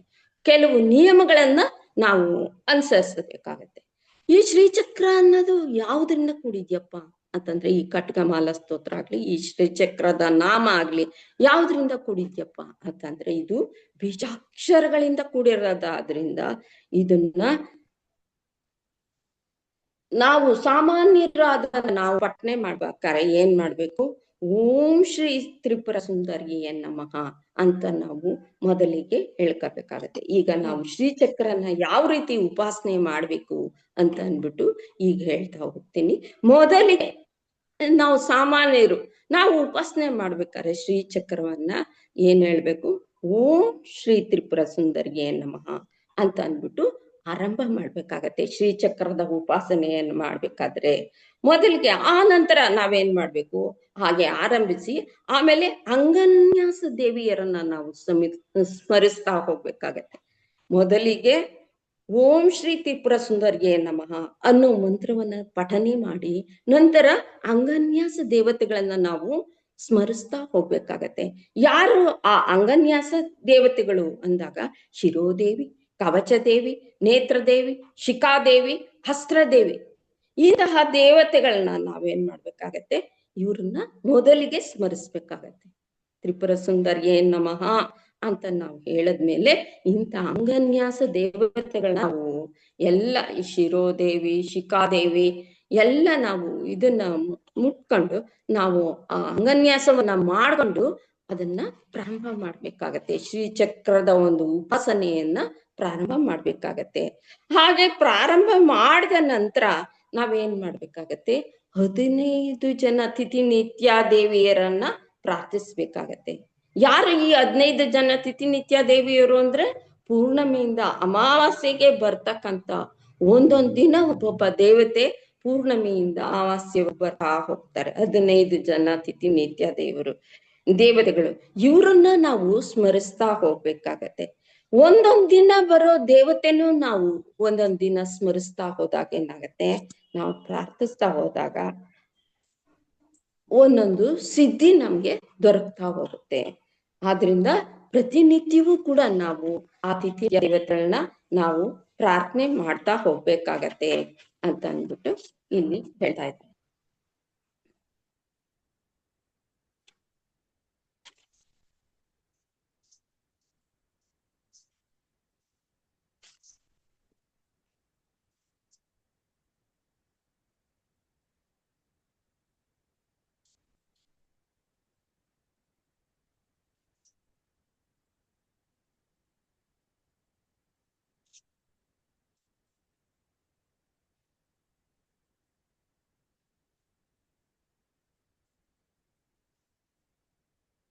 ಅವ್ರು ಯಾರು, ನಾವು ಈ ಪ್ರಾರ್ಥನೆಯನ್ನ ಮಾಡ್ತಾ ಹೋದಾಗ ಆಯಾ ದೇವತೆಗಳು ಯಾರಪ್ಪ ಅವರು 15 ಜನ ದೇವತೆಗಳು ಅಂತ ಅಂದ್ರೆ ಕಾಮೇಶ್ವರಿ, ಭಗಮಾಲಿನಿ, ನಿತ್ಯಕ್ಲಿನ್ನ, ಬೇರುಂಡ, ವಹ್ನಿವಾಸಿನಿ, ತ್ವರಿತ, ವಜ್ರೇಶ್ವರಿ, ಶಿವದೂತಿ, ಕುಲಸುಂದರಿ, ನಿತ್ಯ, ನೀಲಪತಾಕ, ವಿಜಯ, ಸರ್ವಮಂಗಳ, ಜ್ವಾಲಾಮಾಲಿನಿ, ಚಿತ್ರ, ಮಹಾನಿತ್ಯ ಅನ್ನೋ ಒಂದು 15 ನಿತ್ಯ ದೇವತೆಗಳನ್ನ ನಾವು ಪ್ರತಿನಿತ್ಯ ಆ ದಿನ ನಾವು ಒಂದು ಸಿದ್ಧಿನ ಆ ದಿನದೇ ಆಗ್ತಂತ ಒಂದು ಸಿದ್ಧಿಯನ್ನ ನಾವು ಪಡಿತಾ ಹೋಗ್ತೀವಿ. ಹಾಗೆ ನಾವು ಯಾವುದೇ ಒಂದು ಜ್ಞಾನನ ಪಡಿಬೇಕಾದ್ರೆ ಈ ವ್ಯವಹಾರ ರೀತಿಯಲ್ಲೂ ಕೂಡ ನಾವು ಜ್ಞಾನ ಪಡಿಬೇಕಾದ್ರೆ ನಾವೀಗ ಶಾಲೆಗೆ ಹೋಗಿ ಅಲ್ಲಿ ಆ ಗುರುಗಳ ಹತ್ರ ನಾವು ಜ್ಞಾನನ ಪಡಿತೀವಿ. ಚಿಕ್ಕ ವಯಸ್ಸಿನಿಂದಲೇ ಶಾಲೆಗೆ ಹೋಗಿ ಆ ಜ್ಞಾನವನ್ನ ನಾವು ಹೊಂದ್ತಾ ಹೋಗ್ತೀವಿ. ಯಾವುದೇ ಒಂದು ಕೆಲಸ ಮಾಡ್ಬೇಕಾದ್ರು ನಮ್ಗೆ ಗುರು ಅನ್ನೋರು ಅವಶ್ಯಕವಾಗಿ ಬೇಕೇ ಬೇಕಾಗತ್ತೆ. ಆ ಜ್ಞಾನವನ್ನ ನಮಗ್ ಕೊಡ್ಬೇಕಾದ್ರೆ ಆ ಗುರು ಇರಲೇಬೇಕಾಗತ್ತೆ. ಅದೇ ರೀತಿ ನಾವು ಶ್ರೀಚಕ್ರ ಉಪಾಸನೆ ಮಾಡಕ್ ಕೂಡ ಉಪಾಸನೆ ಮಾಡೋ ಮೊದ್ಲು ಆ ಗುರುಗಳ ಸ್ಮರಣೆನ ನಾವು ಮಾಡ್ಬೇಕಾಗತ್ತೆ. ಆ ಗುರುಗಳ ಒಂದು ಉಪದೇಶವನ್ನು ಕೂಡ ನಾವು ಪಡಿಬೇಕಾಗತ್ತೆ. ಮೊದಲಿಗೆ ನಾವು ಶ್ರೀಚಕ್ರ ಉಪಾಸನೆ ಮಾಡಕ್ ಮೊದ್ಲು ಏನ್ ಮಾಡಕತ್ತೆ, ನಾವು ದೀಕ್ಷೆಯನ್ನ ಪಡೆದ ನಂತರ ನಾವು ಉಪಾಸನೆ ಮಾಡುವಾಗ್ಲೂ ಕೂಡ ಆ ಗುರುಗಳ ಒಂದು ಸ್ಮರಣೆ ಏನಿದೆ ಅದನ್ನ ನಾವು ಮಾಡ್ಬೇಕಾಗತ್ತೆ. ಹೇಗೆ ಅಂತಂದ್ಬಿಟ್ಟು ಈಗ ನೋಡೋಣ. ಈ ದಕ್ಷಿಣ ಭಾಗದಲ್ಲಿ ಈ ಶ್ರೀವಿದ್ಯೆ ಅನ್ನೋದನ್ನ ಪ್ರಚುರಪಡಿಸಿದವರಪ್ಪ ಅಂತಂದ್ರೆ ಶ್ರೀ ವಿದ್ಯಾರಣ್ಯರು ಅನ್ನೋರು ಈ ದಕ್ಷಿಣ ಭಾಗದಲ್ಲಿ ಶ್ರೀವಿದ್ಯೆಯನ್ನ ಪ್ರಚಾರ ಮಾಡು. ಅವ್ರು ಏನ್ ಹೇಳ್ತಾ ಇದ್ದಾರೆ ಅಂತಂದ್ರೆ, ದಕ್ಷಿಣಾಮೂರ್ತಿಗಳಿಂದ ಬಂದಂತಹ ವಿದ್ಯೆ ಇದು ಅಂತ ಅನ್ಬಿಟ್ಟು ಅವರಿಂದ ನಮ್ಗೆ ಗೊತ್ತಾಯ್ತು. ಈ ದಕ್ಷಿಣ ಮೂರ್ತಿಗಳಿಂದ ಬಂದಂತ ಈ ವಿದ್ಯೆ ಏನಾಗುತ್ತೆ, ಗುರು ಪರಂಪರೆಯ ಮೂಲಕ ಬರ್ತಾ ಬರ್ತಾ ಬರ್ತಾ ಇದು ಈ ಪ್ರಚುರ ಆಗ್ತಾ ಬಂತು. ಈ ವಿದ್ಯೆ ಶ್ರೀ ವಿದ್ಯೆ ಹೀಗೆ ಪ್ರಚುರ ಆಗ್ತಾ ಬಂದಂತ ಈ ವಿದ್ಯೆ ಏನಿದೆ ಇದು ಆ ಗುರುಗಳು, ಮೊದಲಿನ ಗುರುಗಳು ಯಾರಪ್ಪ, ಮೊದಲಿಗೆ ಆ ಗುರುಗಳು ಯಾರು ಅಂತಂದ್ರೆ ನಾರಾಯಣ, ಬ್ರಹ್ಮ, ಸನಕ, ಸನಂದರು, ವ್ಯಾಸ, ವಶಿಷ್ಠ, ಗೋವಿಂದ ಭಗವತ್ಪಾದರು, ಶಂಕರರು ಇವರೆಲ್ಲ ಏನ್ ಮಾಡಿದ್ರು, ಗುರು ಪರಂಪರೆಯ ಮೂಲಕ ವಿದ್ಯೆಯನ್ನ ಪ್ರಚರಿಸ್ತಾ ಬಂದ್ರು. ಕಾಲಕ್ಕೆ ಬರ್ತಾ ಬರ್ತಾ ಬರ್ತಾ ಈ ವಿದ್ಯೆಯನ್ನ ಪ್ರಚಾರ ಮಾಡ್ಕೊಂಡು ಬರ್ತಾ ಹೋದ್ರು. ಇಂಥ ಒಂದು ಗುರುಗಳನ್ನ 3 ಭಾಗಗಳಾಗಿ ವಿಂಗಡಿಸಿದ್ರು. ಏನು ಈ ಗುರುಗಳಿದಾರೋ ಇವ್ರನ್ನ 3 ಭಾಗವಾಗಿ ವಿಂಗಡಣೆ ಮಾಡ್ತಾರೆ, 3 ಮಂಡಲಗಳನ್ನಾಗಿ ವಿಂಗಡಣೆ ಮಾಡ್ತಾರೆ. ಅದ್ ಯಾವ್ಯಾವ್ದಪ್ಪ ಅಂದ್ರೆ ಸಿದ್ಧೋಗ, ದಿವ್ಯೋಗ, ಮಾನವೋಗ ಅಂತ ಅಂದ್ಬಿಟ್ಟು 3 ಮಂಡಲಗಳನ್ನಾಗಿ ಈ ಗುರು ಪರಂಪರೆಯನ್ನ ಮಾಡಿದ್ದಾರೆ. ದಿವ್ಯೋಗ ಅಂತ ಅಂದಾಗ ಅದ್ರಲ್ಲಿ ಯಾವ್ಯಾವ ಗುರುಗಳು ಸೇರ್ಕೊಳ್ತಾರಪ್ಪ ಅಂದ್ರೆ ದಕ್ಷಿಣಾಮೂರ್ತಿ, ಸನಕ ಸನಂದರು ಇವರೆಲ್ಲ ಸೇರ್ಕೊಳ್ತಾರೆ. ದಿವ್ಯೋಗ ಆದ್ಮೇಲೆ ಸಿದ್ಧೋಗ ಅಂದಾಗ ವಶಿಷ್ಠ, ವ್ಯಾಸರು, ಶಕ್ತರು, ಪರಾಪರರು, ಶುಕ್ರ ಮುಂತಾದವರು ಸೇರ್ಕೊತಾರೆ. ಮಾನವೋಗ ಅಂತ ಅಂದಾಗ ಗೌಡಪ ಆದರು, ಗೋವಿಂದ ಭಗವತ್ ಪಾದರು, ಶಂಕರಾಚಾರ್ಯರು, ಇವರೆಲ್ಲ ಈ ಗುರು ಪರಂಪರೆಯಲ್ಲಿ ಈ 3 ಮಂಡಲಗಳೇನಿದೆಯೋ ಈ ಮಂಡಲದಲ್ಲಿ ಬರ್ತಾ ಹೋಗ್ತಾರೆ. ಆದ್ರಿಂದ ಈ ಗುರು ಪರಂಪರೆಯನ್ನ ಏನಂತ ಕರೆದ್ರು? ಸ್ವಗುರು, ಪರಮಗುರು, ಪರಮೇಷ್ಠಿ ಗುರು ಅಂತ ಅಂದ್ಬಿಟ್ಟು ಈ 3 ಪರಂಪರೆಯನ್ನ ಕರೀತಾ ಹೋಗ್ತಾರೆ. ಈ 3 ಪರಂಪರೆಗಳನ್ನು ನಾವು ಈ ಉಪಾಸನೆ ಮಾಡಕ್ ಮೊದ್ಲು ಏನು ಈ ಶ್ರೀಚಕ್ರನ್ನ ನಾವು ಉಪಾಸನೆ ಮಾಡಕ್ ಹೊರಡ್ತೀವೋ ಅದ್ರ ಮೊದಲು ನಾವು ಈ ಗುರುಗಳನ್ನ ಸ್ಮರಿಸ್ಬೇಕು ಅಂತ ಅಂದ್ಬಿಟ್ಟು ಹೇಳ್ತಾರೆ. ಇದನ್ನೆಲ್ಲ ಈ 3 ಗುರು ಪರಂಪರೆಗಳನ್ನು ಸ್ಮರಿಸಿದ ನಂತರ ನಾವೇನ್ ಮಾಡ್ಬೇಕು? ಮೊದಲಿಗೆ ಆ ಶ್ರೀಚಕ್ರದ ಒಂದು ಆವರಣ ಬರುತ್ತೆ. ಆವರಣವನ್ನ ಏನ ಕರೀತಾರೆ ಅಂತಂದ್ರೆ ಚತುರಸ್ರ ಅಥವಾ ಭೂಪುರ ಅಂತ ಕರೀತಾರೆ. ಇದನ್ನೇ ತ್ರೈಲೋಕ್ಯ ಮೋಹನ ಚಕ್ರ ಅಂತಾರೆ. ಈ ತ್ರೈಲೋಕ್ಯ ಮೋಹನ ಚಕ್ರ ಯಾವ ರೀತಿ ಇರುತ್ತಪ್ಪ ಅಂದ್ರೆ ಚತುರಸ್ರವಾಗಿ ಇರುತ್ತೆ. ಆದ್ರಿಂದ ಇದು ತ್ರೈಲೋಕ್ಯ ಮೋಹನ ಚಕ್ರ ಅಂದ್ಬಿಟ್ಟು ಕರೀತಾರೆ. ಈ ಚಕ್ರದಲ್ಲಿ ಇದು ಈ ಶ್ರೀಚಕ್ರ ಅನ್ನೋದು ನವ ಆವರಣಗಳಿಂದ ಕೂಡಿದೆ ಅಂತ ಹೇಳ್ತಾರೆ. 9 ಆವರಣಗಳಿಂದ ಕೂಡಿದೆ ಅಂತ ಹೇಳ್ತಾರೆ. ಮೊದಲಿಗೆ ಇದೇ ತ್ರೈಲೋಕ್ಯ ಮೋಹನ ಚಕ್ರ. ಈ ಚಕ್ರದ ನಾವು ಈ ಚಕ್ರಗಳನ್ನ ನಾವು ಆವರಣಗಳ ಪೂಜೆಯನ್ನ ನಾವು ಮಾಡ್ಬೇಕಾ ಅಂತ ಅಂದಾಗ ಏನು ಅಂತಂದ್ರೆ ಮೊದಲಿಗೆ ನಾವ್ ಏನ್ ಮಾಡ್ಬೇಕು ಅಂದ್ರೆ ಪ್ರತಿಯೊಂದು ಆವರಣದಲ್ಲಿರತಕ್ಕಂತ ಚಕ್ರೇಶ್ವರಿ ಮತ್ತು ಆ ಯೋಗಿನಿ ದೇವತೆಯರನ್ನ ಮೊದಲು ನಾವು ಪ್ರಾರ್ಥನೆ ಮಾಡ್ಬೇಕು. ಮೊದಲಿಗೆ ಯಾವ್ದು ನಾವೀಗ ಮೊದಲನೇ ಚಕ್ರ ಹೋಗ್ತೀವಿ, ತ್ರೈಲೋಕ್ಯ ಮೋಹನ ಚಕ್ರ ಹೋಗ್ತೀವಿ ಅಂದಾಗ ಅದರ ಈಶ್ವರಿ ಯಾರು ಮತ್ತೆ ಅದರ ಯೋಗಿನಿ ದೇವತೆ ಯಾರು ಅನ್ನೋದು ತಿಳ್ಕೊಂಡು ನಾವು ಮೊದಲಿಗೆ ಆ ದೇವತೆಗಳನ್ನ ಸ್ಮರಿಸ್ಬೇಕಾಗತ್ತೆ, ಆವಾಹನೆ ಮಾಡ್ಕೋಬೇಕಾಗತ್ತೆ. ಅದರ ನಂತರ ಆ ದೇವತೆಗಳನ್ನ ನಾವು ಪ್ರಾರ್ಥನೆ ಮಾಡ್ತಾ ಹೋಗ್ಬೇಕಾಗತ್ತೆ.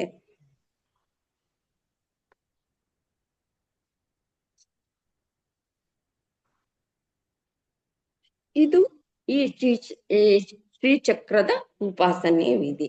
ಮೊದಲಿಗೆ ನಾವೀಗ ತ್ರೈಲೋಕ್ಯ ಮೋಹನ ಚಕ್ರವನ್ನ ನೋಡೋಣ. ಈ ಚಕ್ರದ ಒಂದು ಯೋಗಿನಿ ದೇವತೆ ಯಾರಪ್ಪ ಅಂದ್ರೆ ಪ್ರಕಟ ಯೋಗಿನಿ ಅನ್ನೋಳು ಈ ಚಕ್ರದ ದೇವತೆ. ಮತ್ತೆ ಇದರ ಈಶ್ವರಿ ಯಾರಪ್ಪ ಅಂದ್ರೆ ತ್ರಿಪುರೇಶಿ ಅನ್ನೋಳು. ಇದಕ್ಕೆ ಒಬ್ಬ ಈಶ್ವರಿ ಇರ್ತಾಳೆ, ಮತ್ತೆ ಒಬ್ಬ ಅಧಿದೇವತೆ ಇರ್ತಾಳೆ. ಆ ತ್ರಿಪುರೇಶಿ ಅನ್ನೋಳು ಇದೇ ಅಧಿದೇವತೆ. ಈ ಚಕ್ರದ ದೇವತೆಗಳು ಯಾರ್ಯಾರು ಅಂತ ಅಂದ್ಬಿಟ್ಟು ಈಗ ಸ್ವಲ್ಪ ನೋಡೋಣ. ಈ ಚಕ್ರದ ದೇವತೆಗಳು ಅಂತಂದ್ರೆ ಈ ಚಕ್ರ ಏನಾಗಿದೆ, ಈ ತ್ರೈಲೋಕ್ಯ ಮೋಹನ ಚಕ್ರಾರು ಚತುರಾಕಾರವಾಗಿ ಈ ತ್ರೈಲೋಕ್ಯ ಮೋಹನ ಚಕ್ರ ಅನ್ನೋದು ಇರೋದ್ರಿಂದ ಇದು ಏನಾಗಿದೆ 3 ರೇಖೆಗಳಿಂದ ಕೂಡಿದೆ. ಈ ಏನು ಈ ಚೌಕಾಕಾರವಾಗಿದೆಯೋ ಚತುರಸ್ರವಾಗಿದೆಯೋ ಇದರೊಳಗೆ 3 ರೇಖೆಗಳನ್ನ ನಾವು ಕಾಣ್ತಾ ಹೋಗ್ತೀವಿ. ಆ 3 ರೇಖೆಗಳಲ್ಲಿ ಹೊರಗಿನ ರೇಖೆಯಲ್ಲಿ ಮೊದಲನೇ ರೇಖೆ ಏನಿದೆ ಈ ಹೊರಗಿನ ರೇಖೆ ಅದರಲ್ಲಿ ಯಾರನ್ನ ನೋಡ್ತೀವಪ್ಪ ಅಂತಂದ್ರೆ ಸಿದ್ಧಿ ದೇವತೆಯನ್ನ ಕಾಣ್ತಾ ಹೋಗ್ತೀವಿ. ಹೊರಗಿನ ರೇಖೆಯಲ್ಲಿ ಸಿದ್ಧಿಯನ್ನು ಕೊಡುವಂತಹ ಒಂದು ದೇವತೆಗಳನ್ನ ನಾವು ಆ ಹೊರಗಿನ ರೇಖೆಯಲ್ಲಿ ನೋಡ್ತಾ ಹೋಗ್ತೀವಿ. ಅವ್ರು ಯಾರ್ಯಾರಪ್ಪ ಅಂತಂದ್ರೆ ಅಣಿಮಾ ಸಿದ್ಧಿ, ಮಹಿಮಾ ಸಿದ್ಧಿ, ಗರಿಮಾ ಸಿದ್ಧಿ, ಈಶತ್ವ ಸಿದ್ಧಿ, ವಶಿತ್ವ ಸಿದ್ಧಿ, ಭಕ್ತಿ ಸಿದ್ಧಿ, ಸರ್ವಕಾಮ ಸಿದ್ಧಿ, ಪ್ರಾಖ್ಯಾಮ ಸಿದ್ಧಿ, ಭುಕ್ತಿ ಸಿದ್ಧಿ ಅನ್ನೋ ದೇವತೆಗಳು ಈ ಮೊದಲನೇ ಒಂದು ಏನು ರೇಖೆ ಇದೆಯೋ ಚತುರಸ್ರದಲ್ಲಿ ಮೊದಲನೇ ರೇಖೆ ಏನಿದೆಯೋ ಆ ರೇಖೆಯಲ್ಲಿ ನಾವು ಸಿದ್ಧಿ ದೇವತೆಗಳನ್ನ ಕಾಣ್ತಾ ಹೋಗ್ತೀವಿ. ಆಮೇಲೆ ಎರಡನೇದು ಅಂದ್ರೆ ಈ ಕಡೆಗೆ ಮಧ್ಯ ಇರುವಂತ ರೇಖೆ ಎರಡನೇ ರೇಖೆ ಅಂದಾಗ ಆ ಮಧ್ಯ ರೇಖೆ ಒಳಗೆ ನಾವು ಯಾರನ್ನ ಕಾಣ್ತೀವಪ್ಪ ಅಂತಂದ್ರೆ ಅಷ್ಟಮಾತೃಕೆಯರನ್ನ ನಾವು ಕಾಣ್ತಾ ಹೋಗ್ತೀವಿ. ಅವ್ರು ಯಾರಪ್ಪ ಅಷ್ಟಮಾತೃಕೆ ಯಾರು ಅಂತಂದ್ರೆ ಬ್ರಾಹ್ಮಿ, ಮಾಹೇಶ್ವರಿ, ವಾರಾಹಿ, ಕೌಮಾರಿ, ಚಾಮುಂಡಿ, ವೈಷ್ಣವಿ, ಮಾಹೇಂದ್ರಿ, ಮಹಾಲಕ್ಷ್ಮಿ ಅನ್ನೋ ಒಂದು ದೇವತೆಗಳು ಅಷ್ಟ ಮಾತೃಕೆಯರು 8 ಜನ ಮಾತೃಕೆಯರನ್ನ ಆ ಎರಡನೇ ರೇಖೆಯಲ್ಲಿ ಕಾಣ್ತಾ ಹೋಗ್ತೀವಿ. ಮೂರನೇ ರೇಖೆಯಲ್ಲಿ ನಾವೇನ್ ಕಾಣ್ತೀವಪ್ಪ ಅಂದ್ರೆ ಮುದ್ರಾ ದೇವತೆಗಳಿದೆ. ಮೂರನೇ ರೇಖೆ ಒಳಗೆ ಮುದ್ರಾ ದೇವತೆಗಳನ್ನ ನಾವು ಕಾಣ್ತಾ ಹೋಗ್ತೀವಿ. ಅವರು ಯಾರ್ಯಾರು ಆ ದೇವತೆಗಳು ಅಂತ ಅಂದಾಗ ಸರ್ವವಶಂಕರಿ, ಸರ್ವಬೀಜ, ಸರ್ವತ್ರಿಕಂಡೆ, ಸರ್ವಶಿನಿ, ಸರ್ವ ಸಂಶೋಧನಿ, ಸರ್ವವಿದ್ರಾವಿಣಿ, ಸರ್ವಯೋನಿ, ಹೀಗೆ ಆ ದೇವತೆಗಳನ್ನ ನಾವು ಕಾಣ್ತಾ ಹೋಗ್ತೀವಿ. ಈ ದೇವತೆಗಳೆಲ್ಲ ಯಾರು ಅಂದಾಗ ಇವು ನಮ್ಮಲ್ಲಿ ಚೈತನ್ಯ ಶಕ್ತಿಯನ್ನು ನೀಡುವಂತರು. ಮತ್ತು ಇವರು ನಮ್ಮ ಎಲ್ಲ ಸಿದ್ಧಿ ದೇವತೆಗಳು ಅಂದಾಗ ನಾವ್ ಏನೇನ್ ಕೋರ್ಕೋತೀವೋ ಆ ಸಿದ್ಧಿಗಳನ್ನೆಲ್ಲ ಪೂರೈಸಿ ಆ ಚೈತನ್ಯ ಶಕ್ತಿಯನ್ನ ಕೊಟ್ಟು, ಮೊದಲನೇ ರೇಖೆಯಲ್ಲಿ ಆ ಸಿದ್ಧಿಗಳನ್ನ ನಾವೇನೇನ್ ಬಯಸ್ತೀವೋ ಆ ಸಿದ್ಧಿಗಳನ್ನೆಲ್ಲ ಕೊಟ್ಟು ನಮ್ಮನ್ನ ಆ ದೈವದ ಕಡೆಗೆ ಆಕರ್ಷಣೆ ಮಾಡಿ, ಯಾವಾಗ ನಾವು ಅದನ್ನ ಕೋರ್ಕೊಂಡಾಗ ಅದೆಲ್ಲ ಕೊಡುತ್ತ ನಮ್ಗೇನಾಗತ್ತೆ, ಈ ಜೀವಿಗೆ ಅವಾಗ ಆ ದೇವರಿದ್ದಾನೆ ಅನ್ನೋ ಒಂದು ಉತ್ಸಾಹ, ಒಂದು ಇದು ಬರುತ್ತೆ, ನಮ್ಗೆ ನಂಬಿಕೆ ಹುಟ್ಟುತ್ತೆ ನಮ್ಮಲ್ಲಿ. ಅವಾಗ ನಾವೇನ್ ಮಾಡ್ತೀವಿ, ದೇವ್ರ ಕಡೆ ಆಕರ್ಷಿತರಾಗ್ತೀವಿ. ಓ, ದೇವ್ರು ನಾವು ಕೋರಿದ್ನೆಲ್ಲ ಕೊಡ್ತಾನೆ ಅನ್ನೋ ಒಂದು ಭಾವದಿಂದ ನಾವು ಆ ಪರಮಾತ್ಮನಿಗೆ ಆಕರ್ಷಿತರಾಗ್ತೀವಿ. ಆ ರೀತಿಯಲ್ಲಿ ಈ ಮೊದಲನೇ ಚಕ್ರದಲ್ಲಿ ಇರ್ತಕ್ಕಂಥ ಈ 3 ರೇಖೆಗಳಲ್ಲಿ ಇರ್ತಕ್ಕಂಥ ದೇವತೆಗಳು ನಮ್ಗೆ ಸರ್ವ ಸಿದ್ಧಿಯನ್ನ, ನಾವು ಕೋರಿರ್ತಕ್ಕಂಥ ಸಿದ್ಧಿಗಳನ್ನೆಲ್ಲ ಕೊಟ್ಟು ನಮ್ಮನ್ನ ಅನುಗ್ರಹ ಮಾಡ್ತಾರೆ ಅಂತ ಹೇಳ್ತಾರೆ. ಅಂದ್ರೆ ನಾವು ಈ ಶ್ರೀಚಕ್ರ ಉಪಾಸನೆಯಿಂದ ನಾವ್ ಏನೇನು ಹೊಂದುತ್ತಾ ಇದ್ದೀವೋ ಅಪ್ಪ ಅಂತಂದ್ರೆ, ಇಹದಲ್ಲಿ ನಮ್ಮ ಭೋಗ ಭಾಗ್ಯಗಳನ್ನ ನಾವು ಪಡ್ಕತೀವಿ. ಏನ್ ನಾವು ಆಸೆ ಪಡ್ತೀವೋ ಆ ಪರಮಾತ್ಮನನ್ನ ಪ್ರಾರ್ಥನೆ ಮಾಡಿ ಇಹದಲ್ಲಿ ನಾವು ಅದನ್ನ ಪಡ್ಕತೀವಿ. ಅದೇ ಪರದಲ್ಲಿ ಇದ್ಯಾವುದು ಬೇಡ, ನನ್ಗೆ ಆ ಪರಮಾತ್ಮ ಬೇಕು, ನನಗೆ ಮೋಕ್ಷ ಬೇಕು ಅಂತ ಅಂದ್ಬಿಟ್ಟು ಸಾಧನೆಯ ಮೂಲಕ ಹೊರಟಂತ ಒಂದು ಸಾಧಕನಿಗೆ ಕೂಡ ಈ ಚಕ್ರಗಳು ಅವನನ್ನ ಪರೀಕ್ಷೆ ಮಾಡಿ ಅವನನ್ನ ಮೋಕ್ಷದ ಕಡೆಗೆ ಕರ್ಕೊಂಡು ಹೋಗುವಂತ ಒಂದು ಶಕ್ತಿಯನ್ನ ಈ ಚಕ್ರಗಳಲ್ಲಿ ನಾವು ಕಾಣ್ತಾ ಹೋಗ್ತೀವಿ. ಪ್ರತಿಯೊಂದು ಚಕ್ರದಲ್ಲೂ ಆ ಸಾಧಕ ಒಂದೊಂದು ಚಕ್ರವನ್ನ ದಾಟಿ ಹೇಗೆ ಮೋಕ್ಷದ ಕಡೆಗೆ ಹೋಗ್ತಾನೆ ಅನ್ನೋದು ಕೂಡ ನಾವು ಈ ಚಕ್ರದಲ್ಲಿ ನೋಡ್ತಾ ಹೋಗ್ತೀವಿ. ಪ್ರತಿಯೊಂದು ಚಕ್ರದಲ್ಲೂ ನೋಡ್ತಾ ಹೋಗ್ತೀವಿ. ಅಂತಂದ್ರೆ ಆ ಪರಮಾತ್ಮನನ್ನ ಹೊಂದಬೇಕು, ಅವನನ್ನ ಕಾಣ್ಬೇಕು, ನಾನು ಮೋಕ್ಷವನ್ನ ಹೊಂದಬೇಕು. ಈ ಇಹಲೋಕದ ಒಂದು ಏನು ಈ ಆಸೆಗಳು, ಆಕಾಂಕ್ಷೆಗಳು ಇದೆಲ್ಲ ಶಾಶ್ವತವಾದಲ್ಲ, ಅಶಾಶ್ವತವಾದದ್ದು. ನನ್ಗೆ ಶಾಶ್ವತವಾದಂತ ಒಂದು ಆನಂದ ಬೇಕು ಅಂತ ಅಂದ್ಬಿಟ್ಟು ಯಾವ ಸಾಧಕ ಆ ಪರಮಾತ್ಮನನ್ನ ಹುಡುಕ್ತಾ ಹೊರಡ್ತಾನೋ, ಈ ಚಕ್ರಗಳ ಮೂಲಕ ಮುಂದಕ್ಕೆ ಸಾಗಿ ಹೋಗ್ತಾನೋ ಅಂತ ಒಬ್ಬ ಸಾಧಕನಿಗೆ ಈ ಚಕ್ರ ಏನ್ ಮಾಡುತ್ತೆ, ಅವನನ್ನ ಪರೀಕ್ಷೆ ಮಾಡುತ್ತೆ. ಇವನು ಅಲ್ಲಿಗೆ ತಲುಪೋದಿಕ್ಕೆ, ಆ ಪರಮಾತ್ಮನನ್ನ ನೋಡೋದಿಕ್ಕೆ ಇವನು ಅರ್ಹನ, ಆ ಮೋಕ್ಷವನ್ನ ಹೊಂದೋದಿಕ್ಕೆ ಇವನು ಅರ್ಹನ ಇಲ್ವಾ ಅಂತ ಅಂದ್ಬಿಟ್ಟು ಇದು ಈ ಚಕ್ರದಲ್ಲಿ ಮೊದಲನೇ ಚಕ್ರನೇ ಇವನ್ನ ಪರೀಕ್ಷೆ ಮಾಡುತ್ತೆ. ಈ ಚಕ್ರದಲ್ಲಿ ಏನ್ ಮಾಡುತ್ತೆ, ಇವನ್ಗೆ ಆಸೆಗಳನ್ನ ತುಂಬುತ್ತೆ. ಎಲ್ಲ ಆಸೆಗಳನ್ನು, ಸಿದ್ಧಿ, ನಿನ್ಗೆ ಏನ್ ಸಿದ್ಧಿ ಬೇಕೋ ತಗೋ, ನಾನ್ ಕೊಡ್ತೀನಿ, ತಗೋ. ಆ ಸಿದ್ಧಿ ತಗೊಂಡಾಗ ಏನಾಗುತ್ತೆ, ನಾವಿಲ್ಲೇ ಈಗ ಲೋಕದಲ್ಲೇ ಉಳಿತೀವಿ. ಆ ಸಿದ್ಧಿ ಅನ್ನೋದು ತಾತ್ಕಾಲಿಕವಾದ್ದು, ಅದು ಪೂರ್ಣವಾದಂತ ಅಲ್ಲ. ಆ ಸಿದ್ಧಿಗಳನ್ನ ನಾವು ಹೊಂದಿದ್ರೆ ಈ ಇಹಲೋಕದಲ್ಲೇ ಹುಟ್ಟುತ್ತೀವಿ, ಮತ್ತೆ ಸಾಯ್ತೀವಿ, ಆ ಬಂಧನದಲ್ಲಿ ಮತ್ತೆ ಸಿಕ್ಕಾಕೊಳ್ತೀವಿ. ಆದ್ರಿಂದ ಆ ಸಾಧಕ ಅವನು ನೀಡತಕ್ಕಂತ ಆ ಸಿದ್ಧಿಗಳ ಒಂದು ಆಸೆಗೆ ಬಲಿಯಾಗದೆ ಅವನು ಅದನ್ನ ದಾಟಿ, ಆ ಚಕ್ರವನ್ನ ದಾಟಿ ಮುಂದಕ್ಕೆ ಸಾಗ್ಬೇಕು. ಆ ಆಸೆಗಳ ಹಿಂದೆ ಅವನು ಬಿಡದೆ ಅವನು ಮುಂದೆ ಸಾಗದ ಅವನು ಮುಂದಕ್ಕೆ ಹೋಗೋದಕ್ಕೆ ಸಾಧ್ಯ ಆಗತ್ತೆ. ಆ ಚಕ್ರವನ್ನ ದಾಟಿ ಅವನು ಮುಂದಕ್ಕೆ ಸಾಗೋದಕ್ಕೆ ಅವನ್ಗೆ ಒಂದು ಮಾರ್ಗ ಸಿಗತ್ತೆ ಅಂತ ಹೇಳ್ತಾರೆ. ಹೀಗೆ ಆ ಸಾಧಕ ಮುಂದಿನ ಚಕ್ರಕ್ಕೆ ಹೋಗ್ತಾನೆ. ಅದು ಯಾವ್ದಪ್ಪ ಚಕ್ರ ಅಂದ್ರೆ ಎರಡನೇ ಚಕ್ರ. ಆ ಎರಡನೇ ಚಕ್ರ ಯಾವ್ದಪ್ಪ ಅಂದ್ರೆ ಸರ್ವಾಶ ಪರಿಪೂರಕ ಚಕ್ರ ಅಂತ ಅಂದ್ಬಿಟ್ಟು ಹೇಳ್ತಾರೆ. ಇದು 16 ದಳಗಳಿಂದ ಕೂಡಿದೆ. ಈ ಸರ್ವಾಶ ಪರಿಪೂರಕ ಚಕ್ರ ಅನ್ನೋದು 16 ದಳಗಳು. 16 ದಳಗಳು ಅಂದ್ರೆ 16 ದೇವತೆಗಳು ಅಲ್ಲಿರ್ತಾರೆ. ಆ 16 ದೇವತೆಗಳಿಂದ ಕೂಡಿರೋ ಈ ಚಕ್ರಕ್ಕೆ ಆ ಸಾಧಕ ಎರಡನೇ ಚಕ್ರಕ್ಕೆ ಬರ್ತಾನೆ.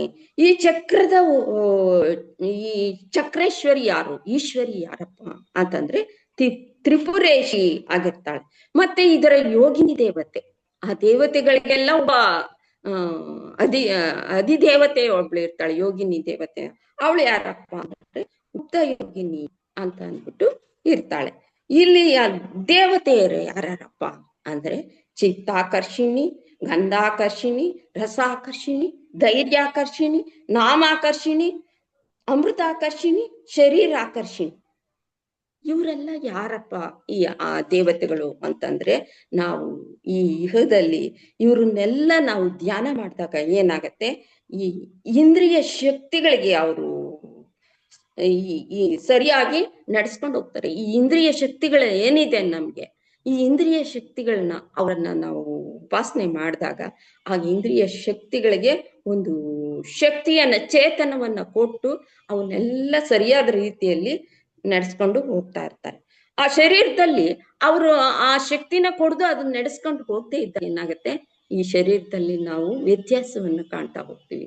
ಆದ್ರಿಂದ ಇಹಲೋಕದಲ್ಲಿ ಅಂತ ಒಂದು ಕ್ರಿಯಾಶೀಲವಾದಂತ ಒಂದು ಶಕ್ತಿಯನ್ನ ಕೊಡುವಂತ ದೇವತೆಗಳು ಇವರು. ಹಾಗೆ ಆ ಸಾಧಕ, ಆ ಸಾಧಕ ಈ ಇದಕ್ ಬಂದಾಗ, ಈ ಚಕ್ರಕ್ ಬಂದಾಗ, ಎರಡನೇ ಚಕ್ರಕ್ ಬಂದಾಗ ಏನಾಗತ್ತೆ, ಈ ಏನು ಇಂದ್ರಿಯ ಶಕ್ತಿಗಳನ್ನ ಈ ದೇವತೆಗಳು ಕೊಡ್ತಾರೋ, ಇದರಲ್ಲಿ ಒಬ್ಬ ದೇವತೆ ಏನಾರ ವ್ಯತ್ಯಾಸ ಆಯ್ತು ಅಂತಂದ್ರೆ, ನಮಗ್ ಕಣ್ಣಿಲ್ಲ ಅಂದ್ರೆ ನೋಡಕ್ಕೆ ಆಗಲ್ಲ.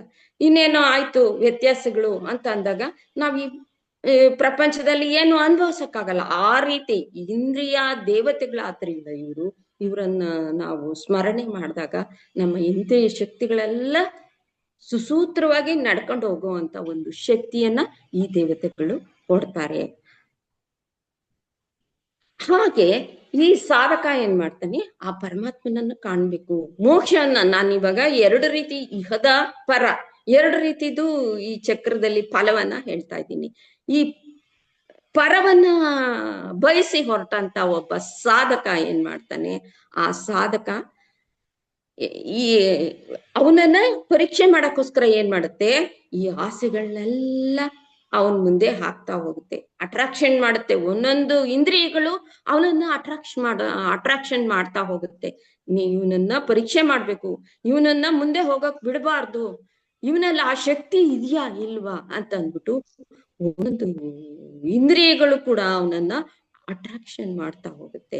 ಅವನು ಆಗ ಯಾವುದೇ ಒಂದು ಪರೀಕ್ಷೆಗೆ ಒಳಪಡ್ದೀರ ಅವನು ಯಾವಾಗ ಅದನ್ನೆಲ್ಲ ದೂರ ಮಾಡಿ ದೃಢ ಮನಸ್ಸಿನಿಂದ ಮುಂದಕ್ಕೆ ಹೋಗ್ತಾನೋ, ಅವನು ಮುಂದಿನ ಒಂದು ಚಕ್ರಕ್ಕೆ ಸಾಗಕ್ಕೆ ಅನುಕೂಲ ಆಗತ್ತೆ.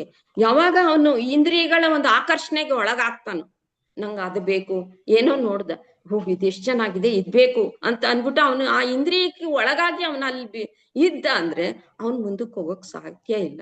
ಅವನು ಆ ಪರಮಾತ್ಮನನ್ನ ಹೊಂದಕ್ ಸಾಧ್ಯ ಇಲ್ಲ, ಆ ಮೋಕ್ಷವನ್ನ ಹೊಂದಕ್ಕೂ ಸಾಧ್ಯ ಇಲ್ಲ. ಈ ಪ್ರಪಂಚದ ಏನು ಈ ಆಸೆ ಆಕಾಂಕ್ಷೆಗಳು ಇದೆಯೋ ಅದನ್ನೆಲ್ಲ ತೊರೆದ್ರೇನೆ ನಾವು ಆ ಮೋಕ್ಷ ಅನ್ನೋದೇನಿದೆ ಅದನ್ನ ಹೊಂದಕ್ ಸಾಧ್ಯ. ಅದಕ್ಕಾಗಿ ಆ ಇಂದ್ರಿಯಗಳ ಆಕರ್ಷಣೆಯಿಂದ ಅವನನ್ನ ಕೆಡವಬೇಕು, ಅವನ್ ಮುಂದೋಗಕ್ ಬಿಡಬಾರ್ದು ಅಂತ ಅಲ್ಲೂ ಕೂಡ ಆ ಸಾಧಕನನ್ನ ಪರೀಕ್ಷೆ ಮಾಡುತ್ತೆ. ಅವೆಲ್ಲವನ್ನ ದಾಟಿಕೊಂಡು ಅವನು ಮುಂದಿನ ಚಕ್ರಕ್ಕೆ ಬರ್ತಾನೆ. ಆ ಮುಂದಿನ ಚಕ್ರಕ್ಕೆ ಬಂದಾಗ ಅದೇ ಮೂರನೇ ಚಕ್ರ, ಅದ್ ಯಾವ್ದಪ್ಪ ಅಂದ್ರೆ ಸರ್ವ ಸಂಕ್ಷೋಭಣ ಚಕ್ರ ಅಂತ ಹೇಳ್ತಾರೆ. ಇದು 8 ಪದ್ಮಗಳಿಂದ ಕೂಡಿರುತ್ತೆ. 8 ಪದ್ಮ ಅಂದ್ರೆ 8 ದೇವತೆಗಳಿಂದ ಇದು ಕೂಡಿದೆ. ಇದರ ಅಧಿದೇವತೆ ತ್ರಿಪುರೇಶಿ, ಮತ್ತೆ ಯೋಗಿನಿ ದೇವತೆ ಗುಪ್ತತರ ಯೋಗಿನಿ ಅಂತ. ಯೋಗಿನಿ ಅಧಿದೇವತೆ ಇರ್ತಾರಲ್ಲ ಅವಳು ಗುಪ್ತತರ ಯೋಗಿನಿ ಅಂತ ಕರೀತಾರೆ. ಈ ದೇವತೆಗಳು ಯಾರ್ಯಾರು ಇರ್ತಾರೆ ಇದರಲ್ಲಿ ಅಂತಂದ್ರೆ, ಅನಂಗ ಮದನಿ, ಅನಂಗ ರೇಖೆ, ಅನಂಗ ವೇಗಿನಿ, ಅನಂಗಾಂಕುಶೆ, ಅನಂಗ ಮಾಲಿನಿ ಅನ್ನೋ 8 ಜನ ದೇವಿಯರು ಈ ಚಕ್ರದಲ್ಲಿ.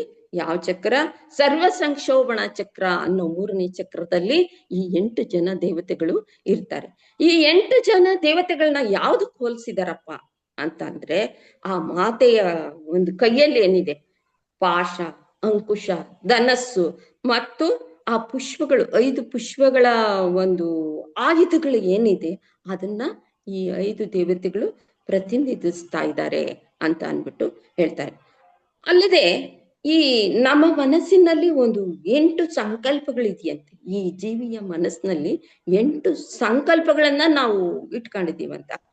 ಆ 8 ರೀತಿಯ ಸಂಕಲ್ಪಗಳನ್ನು ಈ 8 ದೇವಿಯರು ಪ್ರತಿನಿಧಿಸ್ತಾರೆ ಅಂತ ಅಂದ್ಬಿಟ್ಟು ಹೇಳ್ತಾರೆ.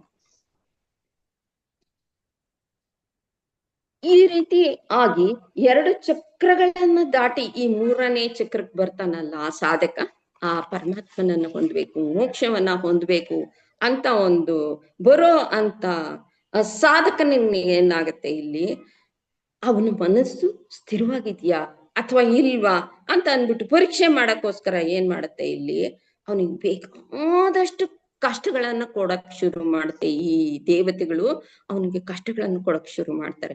ಯಾಕೆ? ಅವನ ಮನಸ್ಸು ಸ್ಥಿರವಾಗಿದ್ಯಾ. ಇಲ್ಲಿಗೆ ಬಂದ 3ನೇ ಚಕ್ರಕ್ಕೆ ಬಂದ ಎಲ್ಲವನ್ನೂ ದಾಟಕೊಂಡ ಆಸೆ ಆಕಾಂಕ್ಷೆಗಳು ಇದ್ಯಾವುದು ಬೇಡ ಅಂತ ಅಂದ್ಬಿಟ್ಟು ಬಂದಿದ್ದಾನೆ ಇಲ್ಲಿಗೆ. ಇವನನ್ನ ಈಗಲೂ ಪರೀಕ್ಷೆ ಮಾಡ್ಬೇಕು ಅಂತ ಅಂದ್ಬಿಟ್ಟು ಅವನಿಗೆ ಬೇಕಾದಷ್ಟು ಕಷ್ಟಗಳನ್ನ ಕೊಡ್ತಾ ಹೋಗುತ್ತಂತೆ. ಹೇಗೆ ಕೊಡುತ್ತೆ ಕಷ್ಟ ಅಂತ ಅಂದ್ರೆ, ಅವನು ಯಾವುದೋ ಒಂದು ಅಧಿಕಾರದಲ್ಲಿ ಇರ್ತಾನೆ, ಆ ಅಧಿಕಾರನ ಕಿತ್ಕೊಳ್ಳುತ್ತೆ. ಈ ದೇವತೆಗಳೇನ್ ಮಾಡ್ತಾರೆ, ಅವನ ಅಧಿಕಾರವನ್ನ ಕಿತ್ಕೊತಾರೆ. ನೋಡೋಣ ಈಗ್ಲಾದ್ರೂ ಅವ್ನು ಸೋಲ್ತಾನೇನೋ ಅಂತ. ಆದ್ರೂ ಅವ್ನ್ ಸೋಲಲ್ಲ. ಆಮೇಲೆ ಏನ್ ಮಾಡ್ತಾರೆ, ಅವನು ಹೆಂಡತಿ ಮಕ್ಕಳನ್ನ ಅವನ್ಗೆ ಇಲ್ದೇ ಇರೋ ತರ ಮಾಡ್ತಾರಂತೆ ಈ ಚಕ್ರದಲ್ಲಿ. ಆಗ್ಲಾದ್ರೂ ಇವನೇನ ಸೋಲ್ತಾನೇನೋ, ಇವ್ನು ಹಿಂದಕ್ ಹೋಗ್ತಾನೇನೋ, ಇವನ್ ದೃಢ ಮನಸ್ಸನ್ನ ಮಾಡ್ಕೋತಾನೇನೋ ಅಂತ ಅಂದ್ಬಿಟ್ಟು ಅವನು ಹೆಂಡತಿ ಮಕ್ಕಳನ್ನು ಕೂಡ ಕಿತ್ಕೊಳ್ಳೋ ಒಂದು ಪ್ರಯತ್ನವನ್ನ ಮಾಡ್ತಾನೆ. ಆಗಲೂ ಅವನೇನಾರ ಧೃತಿಗೆಟ್ಟು, ಅಯ್ಯೋ ನನ್ಗೆ ಹೀಗಾಗೋಯ್ತಲ್ಲ, ನನ್ನ ಅಧಿಕಾರ ಹೋಯ್ತು, ನನ್ನ ಹೆಂಡತಿ ಮಕ್ಳು ಹೋದ್ರು, ಇನ್ಯಾಕ್ ನಾನು ಇರ್ಬೇಕು ಅಂತ ಅಂದ್ಬಿಟ್ಟು ಅವನೇನಾರ ಹಿಂದುಳಿದ ಅಂತಂದ್ರೆ ಆ ಚಕ್ರದಿಂದ ಅವನು ಹಿಂದಕ್ಕಾಗತ್ತೆ. ಅವನು ಸಾಧನೆ ಮಾಡೋ ಒಂದು ಶಕ್ತಿಯನ್ನ ಹೊಂದಲ್ಲ. ಅಲ್ಲಿಗೆ ಅವನ ಸಾಧನೆ ಅನ್ನೋದು ಮುಗ್ದೋಗುತ್ತೆ. ಆದ್ರೆ ಅವನು ದೃಢವ್ರತನಾಗಿ, ಆಯ್ತಾ ನನ್ನ ಅಧಿಕಾರವಾಯ್ತಾ, ಹೋಗ್ಲಿ, ನನ್ನ ಹೆಂಡತಿ ಮಕ್ಳು ಹೋದ್ರ ಹೋಗ್ಲಿ, ನನ್ಗೆ ಯಾವ್ದು ಬೇಡ, ನನಗ್ ಬೇಕಾಗಿರೋದು ಆ ಪರಮಾತ್ಮ ಮಾತ್ರ ಅಂತ ಅಂದ್ಬಿಟ್ಟು ಅವನು ಯಾವಾಗ ಆ ದೃಢ ಮನಸ್ಸಿನಿಂದ ಆ ಸಾಧನೆ ಮೂಲಕ ಅವನು ಮುಂದುವರಿತಾನೋ ಅವನು ಈ ಚಕ್ರವನ್ನ ದಾಟಿ ಮುಂದಿನ ಚಕ್ರಕ್ಕೆ ಹೊರಡ್ತಾನೆ. ಮುಂದಿನ ಚಕ್ರ ಅಂತ ಅಂದಾಗ 4ನೇ ಚಕ್ರಕ್ಕೆ ಹೋಗ್ತಾನೆ. 3ನೇ ಚಕ್ರವನ್ನ ದಾಟಿ 4ನೇ ಚಕ್ರಕ್ಕೆ ಬರ್ತಾನೆ. 4ನೇ ಚಕ್ರ ಅಂದ್ರೆ ಸರ್ವ ಸೌಭಾಗ್ಯದಾಯಕ ಚಕ್ರ ಅಂತ ಹೇಳ್ತಾರೆ. 4ನೇ ಚಕ್ರ ಸರ್ವ ಸೌಭಾಗ್ಯದಾಯಕ ಚಕ್ರ ಅಂತ ಹೇಳ್ತಾರೆ. ಇದನ್ನ 14 ತ್ರಿಕೋಣದ ಕೂಡಿರ್ತಕ್ಕಂಥ ಚತುರ್ದಶಾರ ಅಂತ ಕರೀತಾರೆ. ಇದರಲ್ಲಿ 14 ದೇವತೆಗಳು ಇರ್ತಾರೆ. ಇದರ ಈಶ್ವರಿ ಯಾರಪ್ಪ ಅಂದ್ರೆ ತ್ರಿಪುರೇಶಿ. ಯೋಗಿನಿ ದೇವತೆ ಯಾರು ಅಂತಂದ್ರೆ ಸಂಪ್ರದಾಯ ಯೋಗಿನಿ ಅನ್ನೋರು ಇದರ ದೇವತೆ. ಯೋಗಿನಿ ದೇವತೆ ಆಗಿರ್ತಾರೆ. ಇದರ ದೇವತೆಗಳು ಯಾರ್ಯಾರಪ್ಪ ಅಂದ್ರೆ ಸರ್ವ ಸಂಕ್ಷೋಭಿಣಿ, ಸರ್ವ ವಿದ್ರಾವಿಣಿ, ಸರ್ವ ಸಿರಿ, ಸರ್ವ ಸಂಮೋಹಿನಿ, ಸರ್ವರಂಜಿನಿ, ಸರ್ವ ಸಂಪತ್ತಿ ಪೂರ್ಣೆ, ಸರ್ವ ವಶಂಕರಿ, ಸರ್ವ ಸ್ತಂಭಿನಿ, ಸರ್ವಜೃಂಭಿನಿ, ಸರ್ವೋನ್ಮಾದಿನಿ. ಈ ದೇವಿಯ ಅನುಗ್ರಹ ಈ ಬಾಹ್ಯ ಪ್ರಪಂಚದಲ್ಲಿ ನಮಗ್ ಸಿಕ್ತು ಅಂದ್ರೆ ಈ ಪಂಚಭೂತಗಳ ಮೇಲೆ ನಾವು ನಿಯಂತ್ರಣವನ್ನ ಒಂದು ಶಕ್ತಿ ನಾವು ಹೊಂದ್ತೀವಿ. ಏನ್ ಈ ಪಂಚಭೂತ ಇದೆಯೋ ಇದ್ರ ಮೇಲೆ ಒಂದು ನಿಯಂತ್ರಣವನ್ನ ಒಂದು ಸಾಧಿಸುವಂತ ಶಕ್ತಿನ ಈ ಮಾತೆಯರನ್ನ ನಾವು ಪ್ರಾರ್ಥನೆ ಮಾಡಿದಾಗ ಆ ಶಕ್ತಿನ ನಾವು ಪಡಿತೀವಿ ಆ ಮಾತೆಯರಿಂದ. ಅದೇ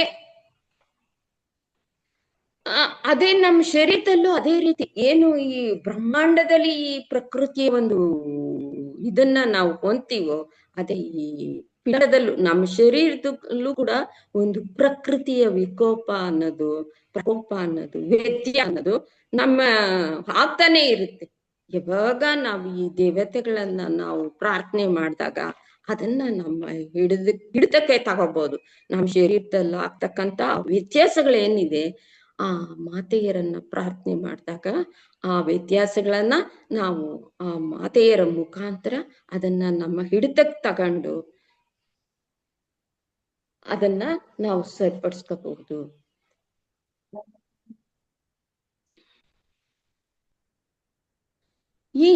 ಆದ್ರಿಂದ ನಾವೇನ್ ಮಾಡ್ಬೇಕು, ಈ ಚಕ್ರದ ಒಂದು ದೇವತೆಗಳನ್ನ ಪ್ರಾರ್ಥನೆ ಮಾಡಿದಾಗ ನಮ್ಮ ಆರೋಗ್ಯ ಸ್ಥಿತಿ ಏನಿದೆ ಅದರಲ್ಲೂ ನಾವು ಉತ್ತಮರಾಗಿ ಮುಂದಕ್ಕೆ ಸಾಗಬಹುದು. ಅದೇ ರೀತಿ ಏನ್ ಮಾಡ್ತಾನೆ,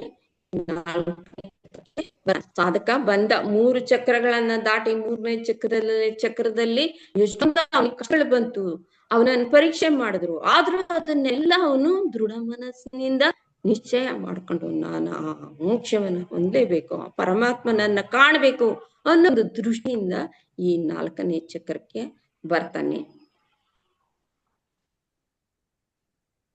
ಈ 4ನೇ ಚಕ್ರದಲ್ಲೂ ಕೂಡ ಅವನನ್ನ ಪರೀಕ್ಷೆ ಮಾಡ್ಬೇಕು ಅಂತ ಅಂದ್ಬಿಟ್ಟು ಈ ದೇವತೆಗಳು ಏನ್ ಮಾಡ್ತಾರೆ, ಈ ಪ್ರಾಪಂಚಿಕ ಒಂದು ಭೋಗ ಏನಿದೆ, ಆಸೆ, ವ್ಯಾಮೋಹ, ಇವುಗಳನ್ನೆಲ್ಲ ಏನ್ ಮಾಡ್ತಾರೆ, ಅವನ್ಗೆ ವಿಮುಕ್ತನನ್ನಾಗಿ ಮಾಡ್ತಾರೆ. ಇಲ್ಲಿ ಅವನ್ಗೆ ಸರ್ವ ಸೌಭಾಗ್ಯದಾಯಕ ಚಕ್ರ ಅಂದ್ರೆ ಅಲ್ಲೆಲ್ಲ ಅವನು ಯಾವಾಗ ದೃಢ ಮನಸ್ಸಿನಿಂದ ಅಷ್ಟನ್ನೆಲ್ಲ ಎದ್ಕೊಂಡ್ ಬಂದು ಈ ಚಕ್ರದಲ್ಲಿ ಅವನಿಗೆ ಒಂದು ಸಹಾಯ ಅನ್ನೋದು ಸಿಕ್ಕತ್ತೆ, ಒಂದು ಇದು ಸಿಕ್ಕತ್ತೆ, ಅವನಿಗೆ ಮುಂದೆ ಹೋಗೋದಕ್ಕೆ ಒಂದು ಸಹಾಯ ಅಂತ ದೊರೀತೆ ಈ ದೇವತೆಗಳಿಂದ. ಇವ್ರು ಏನ್ ಮಾಡ್ತಾರೆ, ಈ ಪ್ರಾಪಂಚಿಕ ಒಂದು ಭೋಗ ಭಾಗ್ಯಗಳೇನಿದೆ, ಆಸೆ ಏನಿದೆ, ವ್ಯಾಮೋಹ ಏನಿದೆ, ಅವುಗಳನ್ನೆಲ್ಲ ಒಂದು ಮುಕ್ತನನ್ನಾಗಿ ಮಾಡಿ ಈ ಪ್ರಾಪಂಚಿಕ ಭೋಗಗಳು ಅವನಿಗೆ ಇಲ್ದೇ ಇರೋ ತರ ಮಾಡಿ ಅವನಿಗೆ ಸರ್ವ ಸಂಪತ್ತನ್ನು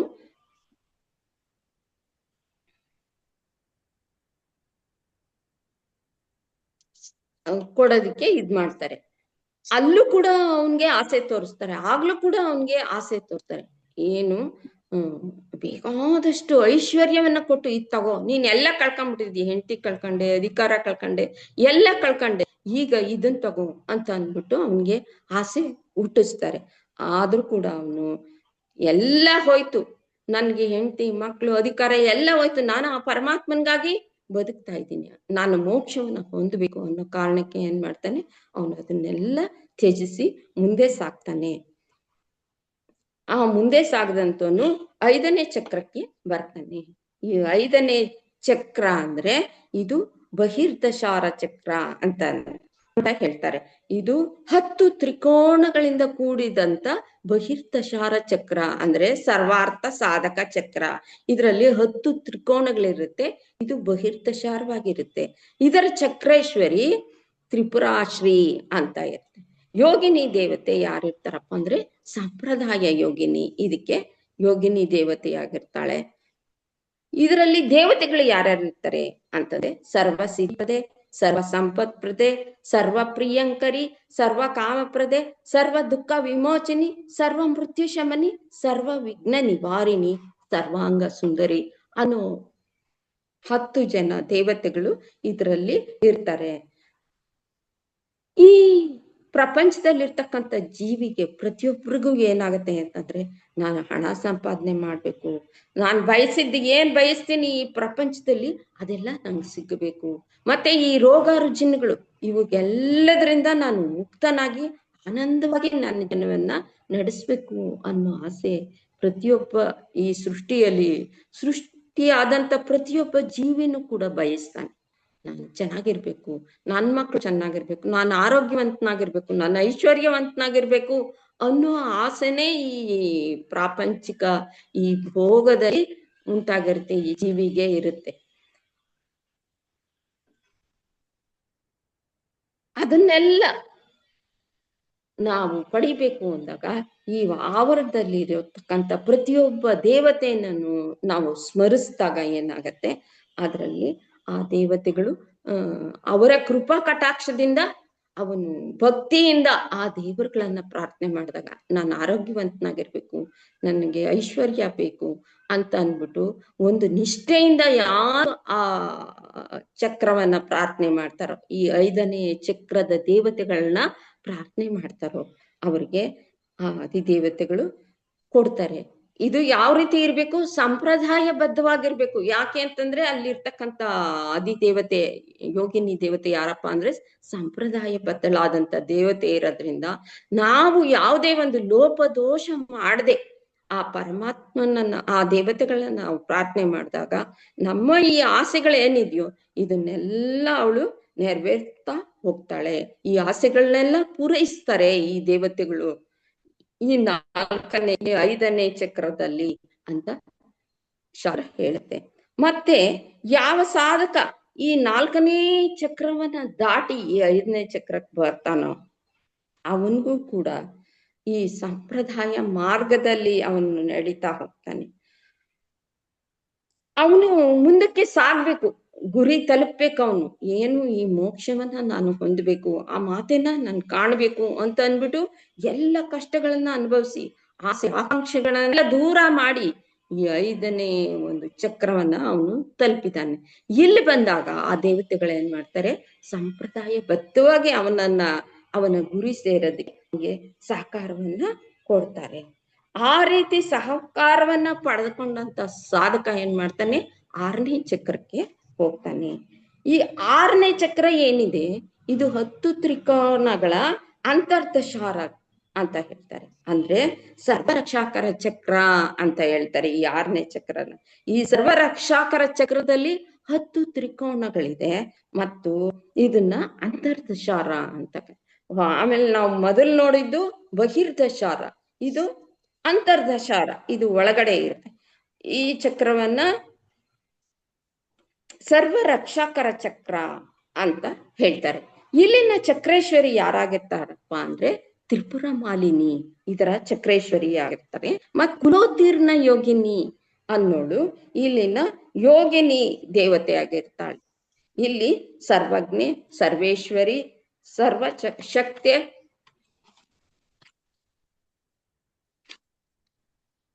ಸರ್ವ ಜ್ಞಾನಮಯಿ, ಸರ್ವ ವ್ಯಾಧಿ ನಿವಾರಿಣಿ, ಸರ್ವಾಧಾರೆ, ಸರ್ವ ಸ್ವರೂಪೆ ಅನ್ನೋ ಒಂದು 10 ಜನ ದೇವಿಯರ ಅನುಗ್ರಹದಿಂದ ನಮ್ಮಲ್ಲಿರುವ ಏನು ಈ 10 ಅಂಶಗಳು ಏನಿದೆ ನಮ್ಮಲ್ಲಿ, ಈ ಪಂಚಪ್ರಾಣಗಳು, ಪಂಚ ಉಪಪ್ರಾಣಗಳು, ಇವನ್ನೆಲ್ಲ ಕೂಡ ಏನಾಗತ್ತೆ, ಈ ದೇವಿಯರು ಸಮರೀತಿಯಲ್ಲಿ ಕೆಲಸ ಮಾಡೋ ಅಂತ ಒಂದು ಶಕ್ತಿಯನ್ನ ಈ ಪ್ರಾಣಗಳಿಗೆ ಮತ್ತು ಪಂಚ ಉಪಪ್ರಾಣಗಳಿಗೆ ಸಮರೀತಿಯಲ್ಲಿ ಕಾರ್ಯವನ್ನ ನಡೆಸುವಂತ ಶಕ್ತಿಯನ್ನ ಈ ದೇವತೆಯರು ಕೊಟ್ಟು ನಮ್ಮ ಜೀವನವನ್ನ ನಡೆಸೋದಕ್ಕೆ ಸಹಕರಿಸ್ತಾರೆ.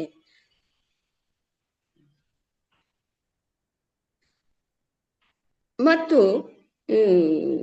ಇವ್ರು ಏನ್ ಮಾಡ್ತಾರೆ, ಈ ದುಷ್ಟ ಶಕ್ತಿಗಳಿಂದ, ವಿಶೇಷವಾಗಿ ಈ ದುಷ್ಟಶಕ್ತಿ ಅಂತಂದ್ರೆ ಏನಪ್ಪಾ ಅಂದ್ರೆ ಮಾಯ ಮಾಡೋದು, ಮಾಟ ಮಂತ್ರಗಳು, ಇಂಥ ದೋಷಗಳಿಂದ ಉಂಟಾಗೋ ಬಾಧೆಯನ್ನು ಕೂಡ ಈ ದೇವತೆಗಳು ಅದನ್ನ ತಡೆದು ಆ ಭಕ್ತ ಏನು ಇಷ್ಟಾರ್ಥವನ್ನ ಬೇಡ್ತಾನೋ ಅವರಿಗೆ ಅಂತ ಫಲವನ್ನ ಕೊಡುವಂತ ದೇವತೆಗಳು ಇವರಾಗಿದ್ದಾರೆ.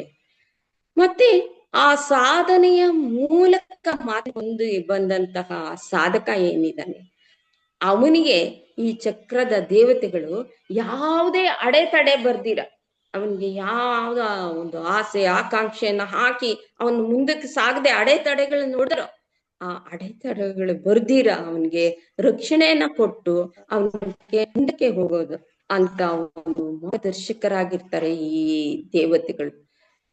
ಆ ಮಾರ್ಗದರ್ಶನದಿಂದ ಇವನೇನ್ ಮಾಡ್ತಾನೆ, 7ನೇ ಚಕ್ರಕ್ಕೆ ಬರ್ತಾನೆ. ಅವರ ಮಾರ್ಗದರ್ಶನದಲ್ಲಿ ಅವ್ರಿಗೆ ಯಾವುದೇ ಒಂದು ಅಡೆತಡೆಗಳು ಇಲ್ದಿರ ಅದನ್ನೆಲ್ಲ ತಡೆದು ಅವನನ್ನ ನೀನ್ ಮುಂದಕ್ಕೆ ಹೋಗು, ನೀನ್ ಇಷ್ಟನಾಗಿದ್ಯಾ, ಮುಕ್ತಿ ಹೊಂದಕ್ಕೆ ನೀನು ಫಲಾನುಭವಿ, ನೀನು ಅದಕ್ಕೆ ಅರ್ಹನಾಗಿದ್ಯಾ ಅಂತ ಅಂದ್ಬಿಟ್ಟು ಅವನನ್ನ ಮುಂದಕ್ಕೆ ಕಳಿಸ್ತಾರೆ. ಹಾಗ್ ಬಂದಂತ ಸಾಧಕ 7ನೇ ಚಕ್ರಕ್ಕೆ ಬರ್ತಾನೆ. ಈ 7ನೇ ಚಕ್ರ ಯಾವ್ದಪ್ಪ ಅಂದ್ರೆ ಸರ್ವ ರೋಗಹರ ಚಕ್ರ ಅಂತ ಹೇಳ್ತಾರೆ. ಇದು 8 ತ್ರಿಕೋನಗಳನ್ನು ಹೊಂದಿರುತ್ತೆ. ಅಂತಂದ್ರೆ 7 ಜನ ದೇವತೆಗಳು ಇರ್ತಾರೆ, 8 ತ್ರಿಕೋನಗಳಿರುತ್ತೆ ಇದ್ರಲ್ಲಿ, ಈ ಸರ್ವರೋಗಹರ ಚಕ್ರದಲ್ಲಿ. ಇದರ ಚಕ್ರೇಶ್ವರಿ ಯಾರಾಗಿರ್ತಾರಪ್ಪ ಅಂದ್ರೆ ತ್ರಿಪುರ ಸಿದ್ಧಿ ಅಂತ. ಯೋಗಿನಿ ದೇವತೆ ಯಾರಪ್ಪ ಅಂದ್ರೆ ರಹಸ್ಯ ಯೋಗಿನಿ ಅನ್ನೋಳು ಇದರ ಅಧಿದೇವತೆ ಆಗಿರ್ತಾಳೆ. ಇದರ ದೇವತೆಗಳು ಯಾರ್ಯಾರಪ್ಪ ಅಂದ್ರೆ ವಶಿನಿ, ಕಾಮೇಶ್ವರಿ, ಮೋಹಿನಿ, ವಿಮಲೆ, ಅರುಣೆ, ಜಯಿನಿ, ಸರ್ವೇಶ್ವರಿ. ಇವರೆಲ್ಲ ಈ 8 ಜನ ದೇವತೆಗಳು ಯಾರಿದಾರೋ ಇವರೆಲ್ಲ ಈ ಚಕ್ರದಲ್ಲಿ ಇರ್ತಾರೆ. ಇವರೆಲ್ಲ ಯಾರಪ್ಪ ಇವರು ಅಂತಂದ್ರೆ ಇವರೆಲ್ಲ ಆ ಲಲಿತಾ ಮಾತೆಯ ಒಂದು ನಾಮವನ್ನ ನಮಗೆ ಕೊಟ್ಟಂತ ವಾಗ್ದೇವತೆಯರು. ಲಲಿತಾ ಸಹಸ್ರನಾಮವನ್ನ ರಚನೆ ಮಾಡಿದಂತ ವಾಗ್ದೇವತೆಯರು ಇವರು ಈ 7ನೇ ಚಕ್ರದಲ್ಲಿ ಇದ್ದಾರೆ.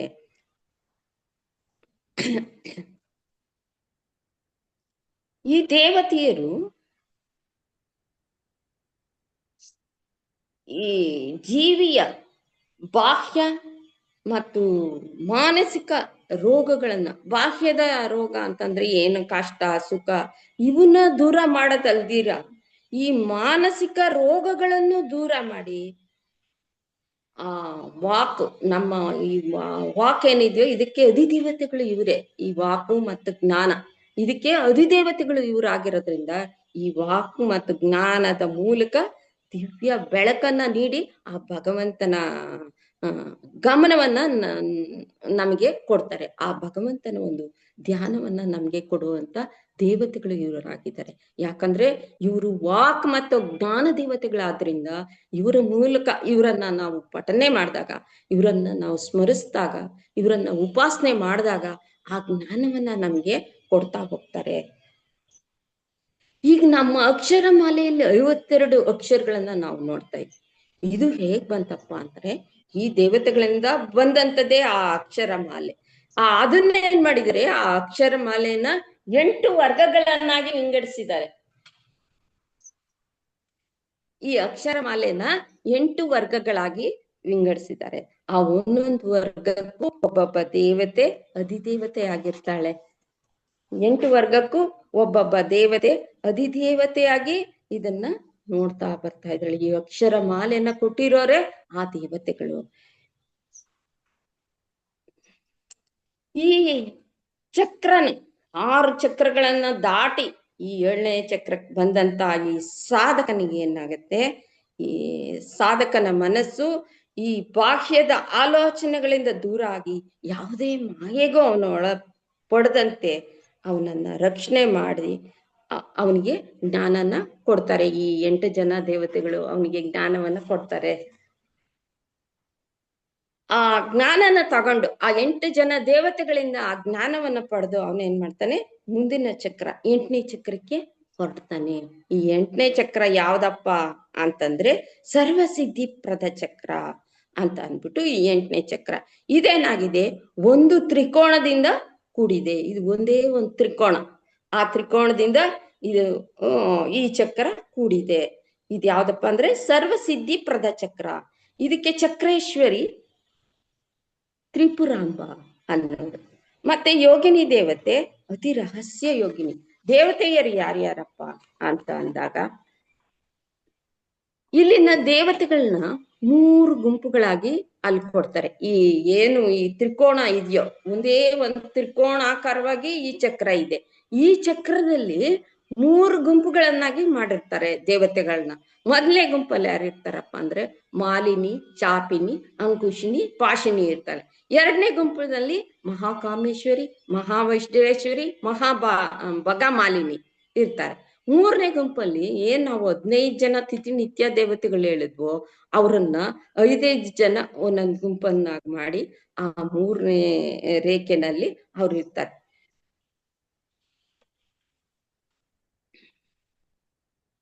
ಈ ಚಕ್ರದಲ್ಲಿ ಆ ಸಾಧಕ ಬಂದಾಗ ಏನಾಗುತ್ತೆ, ಐಹಿಕವಾದ ಎಲ್ಲ ಕಾಮನೆಗಳ ಆಸೆಗಳು ಯಾವುದು ಇಲ್ದಿರ ಈ ದೇವತೆನ ನಾವು ಇಹದಲ್ಲಿ ಈ ದೇವತೆಯರನ್ನ ನಾವು ಸ್ಮರಿಸಿದಾಗ, ಉಪಾಸಿಸಿದಾಗ ನಮ್ಮ ಆಸೆಗಳನ್ನೆಲ್ಲ ಏನ್ ನಮ್ಮ ಐಹಿಕವಾದಂತ ಭೌತಿಕವಾದಂತ ಆಸೆಗಳಿದೆಯೋ, ಕಾಮನೆಗಳಿದೆಯೋ ಅದನ್ನೆಲ್ಲ ನಾವು ಆ ದೇವತೆಗಳ ಸ್ಮರಣೆಯಿಂದ ಪೂರೈಕೆ ಮಾಡ್ಕೋಬಹುದು.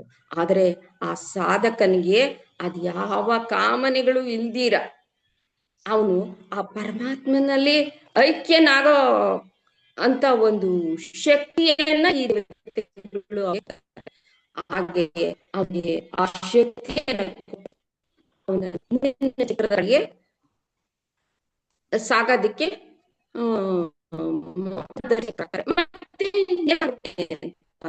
ಅವನಿಗೆ ಆ ಸಾಧಕ ಏನಿರ್ತಾನೆ ಅವನಿಗೆ ಪುನರಪಿ ಮರಣಂ ಪುನರಪಿ ಜನನಂ ಅನ್ನೋ ಒಂದು ಸಂಕಲೆಯಿಂದ ಅವನನ್ನ ಬಿಡುಗಡೆ ಮಾಡ್ತಾರೆ.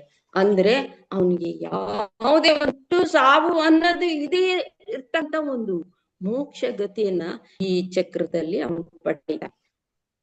ಯಾವ ಚಕ್ರದಲ್ಲಿ? 8ನೇ ಚಕ್ರದಲ್ಲಿ ಅಂತ ಮೋಕ್ಷ ಗತಿ ಈ ಪ್ರಪಂಚದಲ್ಲಿ ಹುಟ್ಟು ಸಾವುಗಳಿಗೆ ಒಳಗಾಗದೆ ಇರುವಂತ ಒಂದು ಸಂಕೋಲೆಯಿಂದ ಒಂದು ಬಿಡುಗಡೆಯನ್ನ ಆ ಚಕ್ರದಲ್ಲಿ ಅವನು ಹೊಂದಿ ಮುಂದಿನ ಚಕ್ರ 9ನೇ ಚಕ್ರಕ್ಕೆ ಅವನು ಸಾಕನೆ. ಇಲ್ಲಿ ಈ ಬಾಹ್ಯದಲ್ಲಿ ಯಾರು ಏನು ಒಂದು ಫಲವನ್ನ ಬೇಡ್ತಾರೋ ಅಂತ ಎಲ್ಲ ಫಲಗಳು ಕೂಡ ಸಿಕ್ಕುವಂತ ಒಂದು ಅವಕಾಶ ಈ ಜೀವಿಗಳಿಗೆ ಇದೆ. ಆದ್ರಿಂದ ಇಂಥ ಒಂದು ಚಕ್ರವನ್ನ ನಾವು ಉಪಾಸನೆ ಮಾಡಿದಾಗ ನಮ್ಮ ಅಭೀಷ್ಟಗಳನ್ನೆಲ್ಲ ತೀರಿಸ್ಕೋಬಹುದು ಅಂತ ಹೇಳ್ತಾರೆ. ಮುಂದಿನ ಚಕ್ರ 9ನೇ ಚಕ್ರ. ಇದು ಅತ್ಯಂತ ಪ್ರಧಾನವಾದಂತ ಚಕ್ರ. ಯಾಕಂತಂದ್ರೆ ಈ 8 ಚಕ್ರಗಳನ್ನು ದಾಟಿ 9ನೇ ಚಕ್ರಕ್ಕೆ ನಾವು ಬಂದಾಗ ಇದು ಎಲ್ಲಿದ್ಯಪ್ಪ ಅಂತಂದ್ರೆ ಆ ಚಂದ್ರಮಂಡಲ ವಾಸಿನಿಯಾದ ಸರ್ವಾನ ಮಹಾತಾಯಿ ಎಲ್ಲಿ ಕೂತಿದಳು? ಆ ಚಂದ್ರಮಂಡಲದಲ್ಲಿ ಕೂತಿದಳು. ಆ ಚಕ್ರ ಯಾವ್ದಪ್ಪ ಅಂದ್ರೆ ಸರ್ವಾನಂದಮಯ ಚಕ್ರ. ಆನಂದ ರೂಪಳಾಗಿ ಆ ಮಹಾಸನದಲ್ಲಿ ಅವಳು ಕೂತಿದ್ದಾಳೆ. ಈ 9ನೇ ಚಕ್ರದಲ್ಲಿ ಚಂದ್ರಮಂಡಲದಲ್ಲಿ ಆ ಮಾತೆ ಇದ್ದಾಳೆ. ಇದು ಆ ಶಿವಶಕ್ತಿಯರ ಐಕ್ಯವಾದಂತ ಸ್ಥಾನ. ಈ 9ನೇ ಚಕ್ರವನ್ನ ಬಿಂದು ಸ್ಥಾನ ಅಂತ ಅಂದ್ಬಿಟ್ಟು ಕರೀತಾರೆ. ಇಲ್ಲಿ ಆ ಶಿವಶಕ್ತಿಯರಿಬ್ರು ಐಕ್ಯವಾದಂತ ಸ್ಥಾನ ಆಗಿರೋದ್ರಿಂದ ಇದು ಪ್ರಧಾನವಾದಂತ ಒಂದು ಇದನ್ನ ಹೊಂದಿದೆ ಅಂತ ಅಂದ್ಬಿಟ್ಟು ಈ ಚಕ್ರ ಹೊಂದಿದೆ ಅಂತ ಹೇಳ್ತಾರೆ. ಅದಕ್ಕೆ ಇದನ್ನ ಬೈಂದವ ಚಕ್ರ ಅಂತ ಕೂಡ ಕರೀತಾರೆ. ಇದರಲ್ಲಿ ಮಹಾಕಾಮೇಶ್ವರಿ ಚಕ್ರೇಶ್ವರಿ ಆಗಿರ್ತಾಳೆ. ಮಹಾಕಾಮೇಶ್ವರಿ ಅನ್ನೋಳು ಇದಕ್ಕೆ ಚಕ್ರೇಶ್ವರಿ ಆಗಿರ್ತಾಳೆ. ಪರಾಪರ ರಹಸ್ಯ ಯೋಗಿನಿ ಅನ್ನೋಳು ಇದಕ್ಕೆ ಅಧಿದೇವತೆ ಆಗಿರ್ತಾಳೆ. ಇಲ್ಲಿನ ದೇವತೆಗಳು ಯಾರಪ್ಪ ಅಂತಂದ್ರೆ ತ್ರಿಪುರೇಶಿ, ತ್ರಿಪುರ ಸುಂದರಿ, ಮಹಾಮಹಾಸ್ಕಂದೆ, ಮಹಾಮಹಾಶಕ್ತೆ, ಮಹಾಮಹಾಶಯ್ಯೆ, ಮಹಾಮಹಾ ಶ್ರೀನಕರ ಸಾಮ್ರಾಜ್ಯೆ ಅಂತ ಅಂದ್ಬಿಟ್ಟು ಹೇಳ್ತಾರೆ. ಈ ಇಂಥ ಒಂದು ನವ ಆವರಣಗಳಿಂದ ಕೂಡಿದಂತ ಈ ಚಕ್ರನ ಯಾರು ಉಪಾಸನೆ ಮಾಡ್ತಾರೋ, ಯಾರು ಚಿಂತನೆ ಮಾಡ್ತಾರೋ ಅವರು 100 ಸಲ ಯಾಗ ಮಾಡಿದಂತ ಒಂದು ಪುಣ್ಯವನ್ನ ಹೊಂದುತ್ತಾರೆ ಅಂತ ಅಂದ್ಬಿಟ್ಟು ಹೇಳ್ತಾರೆ. ಆದ್ರಿಂದ ನಾವೆಲ್ಲ ಇಂಥ ಮಹಿಮವಾದಂತಹ ಶ್ರೀಚಕ್ರನ್ನ ಉಪಾಸನೆ ಮಾಡಿ ಆ ದೇವಿಯ ಕೃಪೆಗೆ ಪಾತ್ರರಾಗೋಣ. ಅವಳ ಒಂದು ಏನು ಒಂದು ಕೃಪೆ ಇದೆಯೋ ಅದನ್ನ ನಾವು ಪಡ್ಕೊಂಡು ಈ ಜೀವನವನ್ನ ನಾವು ಸಾರ್ಥಕ ಮಾಡ್ಕೊಳ್ಳೋಣ ಅಂತ ಹೇಳ್ಬಿಟ್ಟು ಇಂದಿನ ಈ ಕ್ಲಾಸ್ ಅನ್ನ ನಾನು ಮುಗಿಸ್ತಾ ಇದ್ದೀನಿ. ಓಂ ಶ್ರೀ ಮಾತ್ರೆ.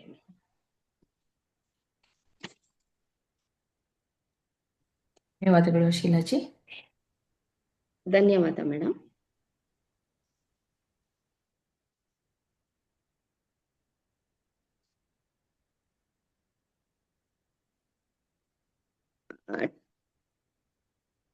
ಯಾರಾದ್ರೂ ಏನ ಹೇಳ್ತೀರಾ ಇದ್ರ ಬಗ್ಗೆ? ಅಥವಾ ಗುರೂಜಿಯವರ ಕ್ಲಾಸ್ಗೆನ ಟೈಮ್ ಆಗಿದ್ರೆ?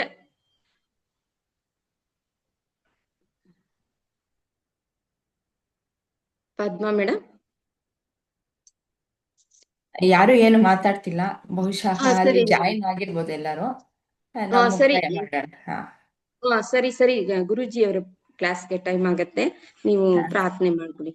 ನಮಸ್ಕಾರ ಮೇಡಮ್. ಮೇಡಮ್ ನೀವ್ ಹೇಳಿದ್ದು ದೇವಿ ಖಡ್ಗಮಾಲಾ ಚಕ್ರಗಳು ಐಡಿಯಾನೇ ಇರ್ಲಿಲ್ಲ, ಸುಮ್ನೆ ಓದ್ತಿದ್ವಿ. ಬಟ್ ಇವಾಗ ಯಾವ್ಯಾವ ಚಕ್ರದ ಯಾವ್ಯಾವ ಒಂದೊಂದೇ ಅಂದ್ರೆ ಒಂದೊಂದು ಆವರಣದಿಂದ ಏನೇನಾಗುತ್ತೆ ಏನು ಅನ್ನೋದು ತುಂಬಾ ಚೆನ್ನಾಗಿ ಹೇಳ್ಕೊಟ್ರಿ ಮೇಡಮ್. ಅದು ಒಂಥರ ಐಡಿಯಾ ಬಂತು ಇವಾಗ. ತುಂಬಾ ಸಂತೋಷ. ಅದ್ರ ಪ್ರಕಾರನೇ ಹೋಗಿ, ಒಳ್ಳೇದಾಗ್ಲಿ ನಿಮ್ಗೆ. Thank you madam, thank you very much. ಇವತ್ತಿನ ಪೂರ್ಣ ಶ್ರೀಚಕ್ರದ ಬಗ್ಗೆನೆ ಎಲ್ಲ ತಿಳಿಸ್ಕೊಟ್ಟಿದ್ದೀರಾ. ಮೇಡಮ್ ಚೆನ್ನಾಗಿ. ಹೊಸ ವರ್ಷದ ಶುಭಾಶಯಗಳು ಮೇಡಮ್. ತುಂಬಾ ಎಲ್ರಿಗೂ ಒಳ್ಳೇದಾಗ್ಲಿ. ಈ ಹೊಸ ವರ್ಷದಲ್ಲಿ ಎಲ್ರು ನೆಮ್ಮದಿಯಿಂದ ಶಾಂತಿಯಿಂದ ಇರ್ಲಿ ಅಂತ ಬೇಡ್ತಾ ಇದ್ದೀನಿ.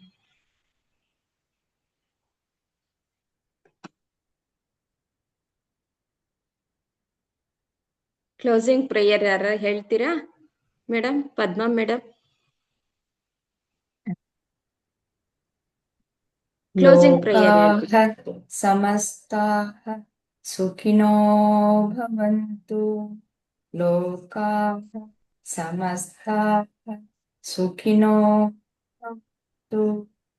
ಲೋಕಾಃ ಸಮಸ್ತಾಃ ಸುಖಿನೋ ಭವಂತು. ಹರಿಃ ಓಂ ತತ್ಸತ್.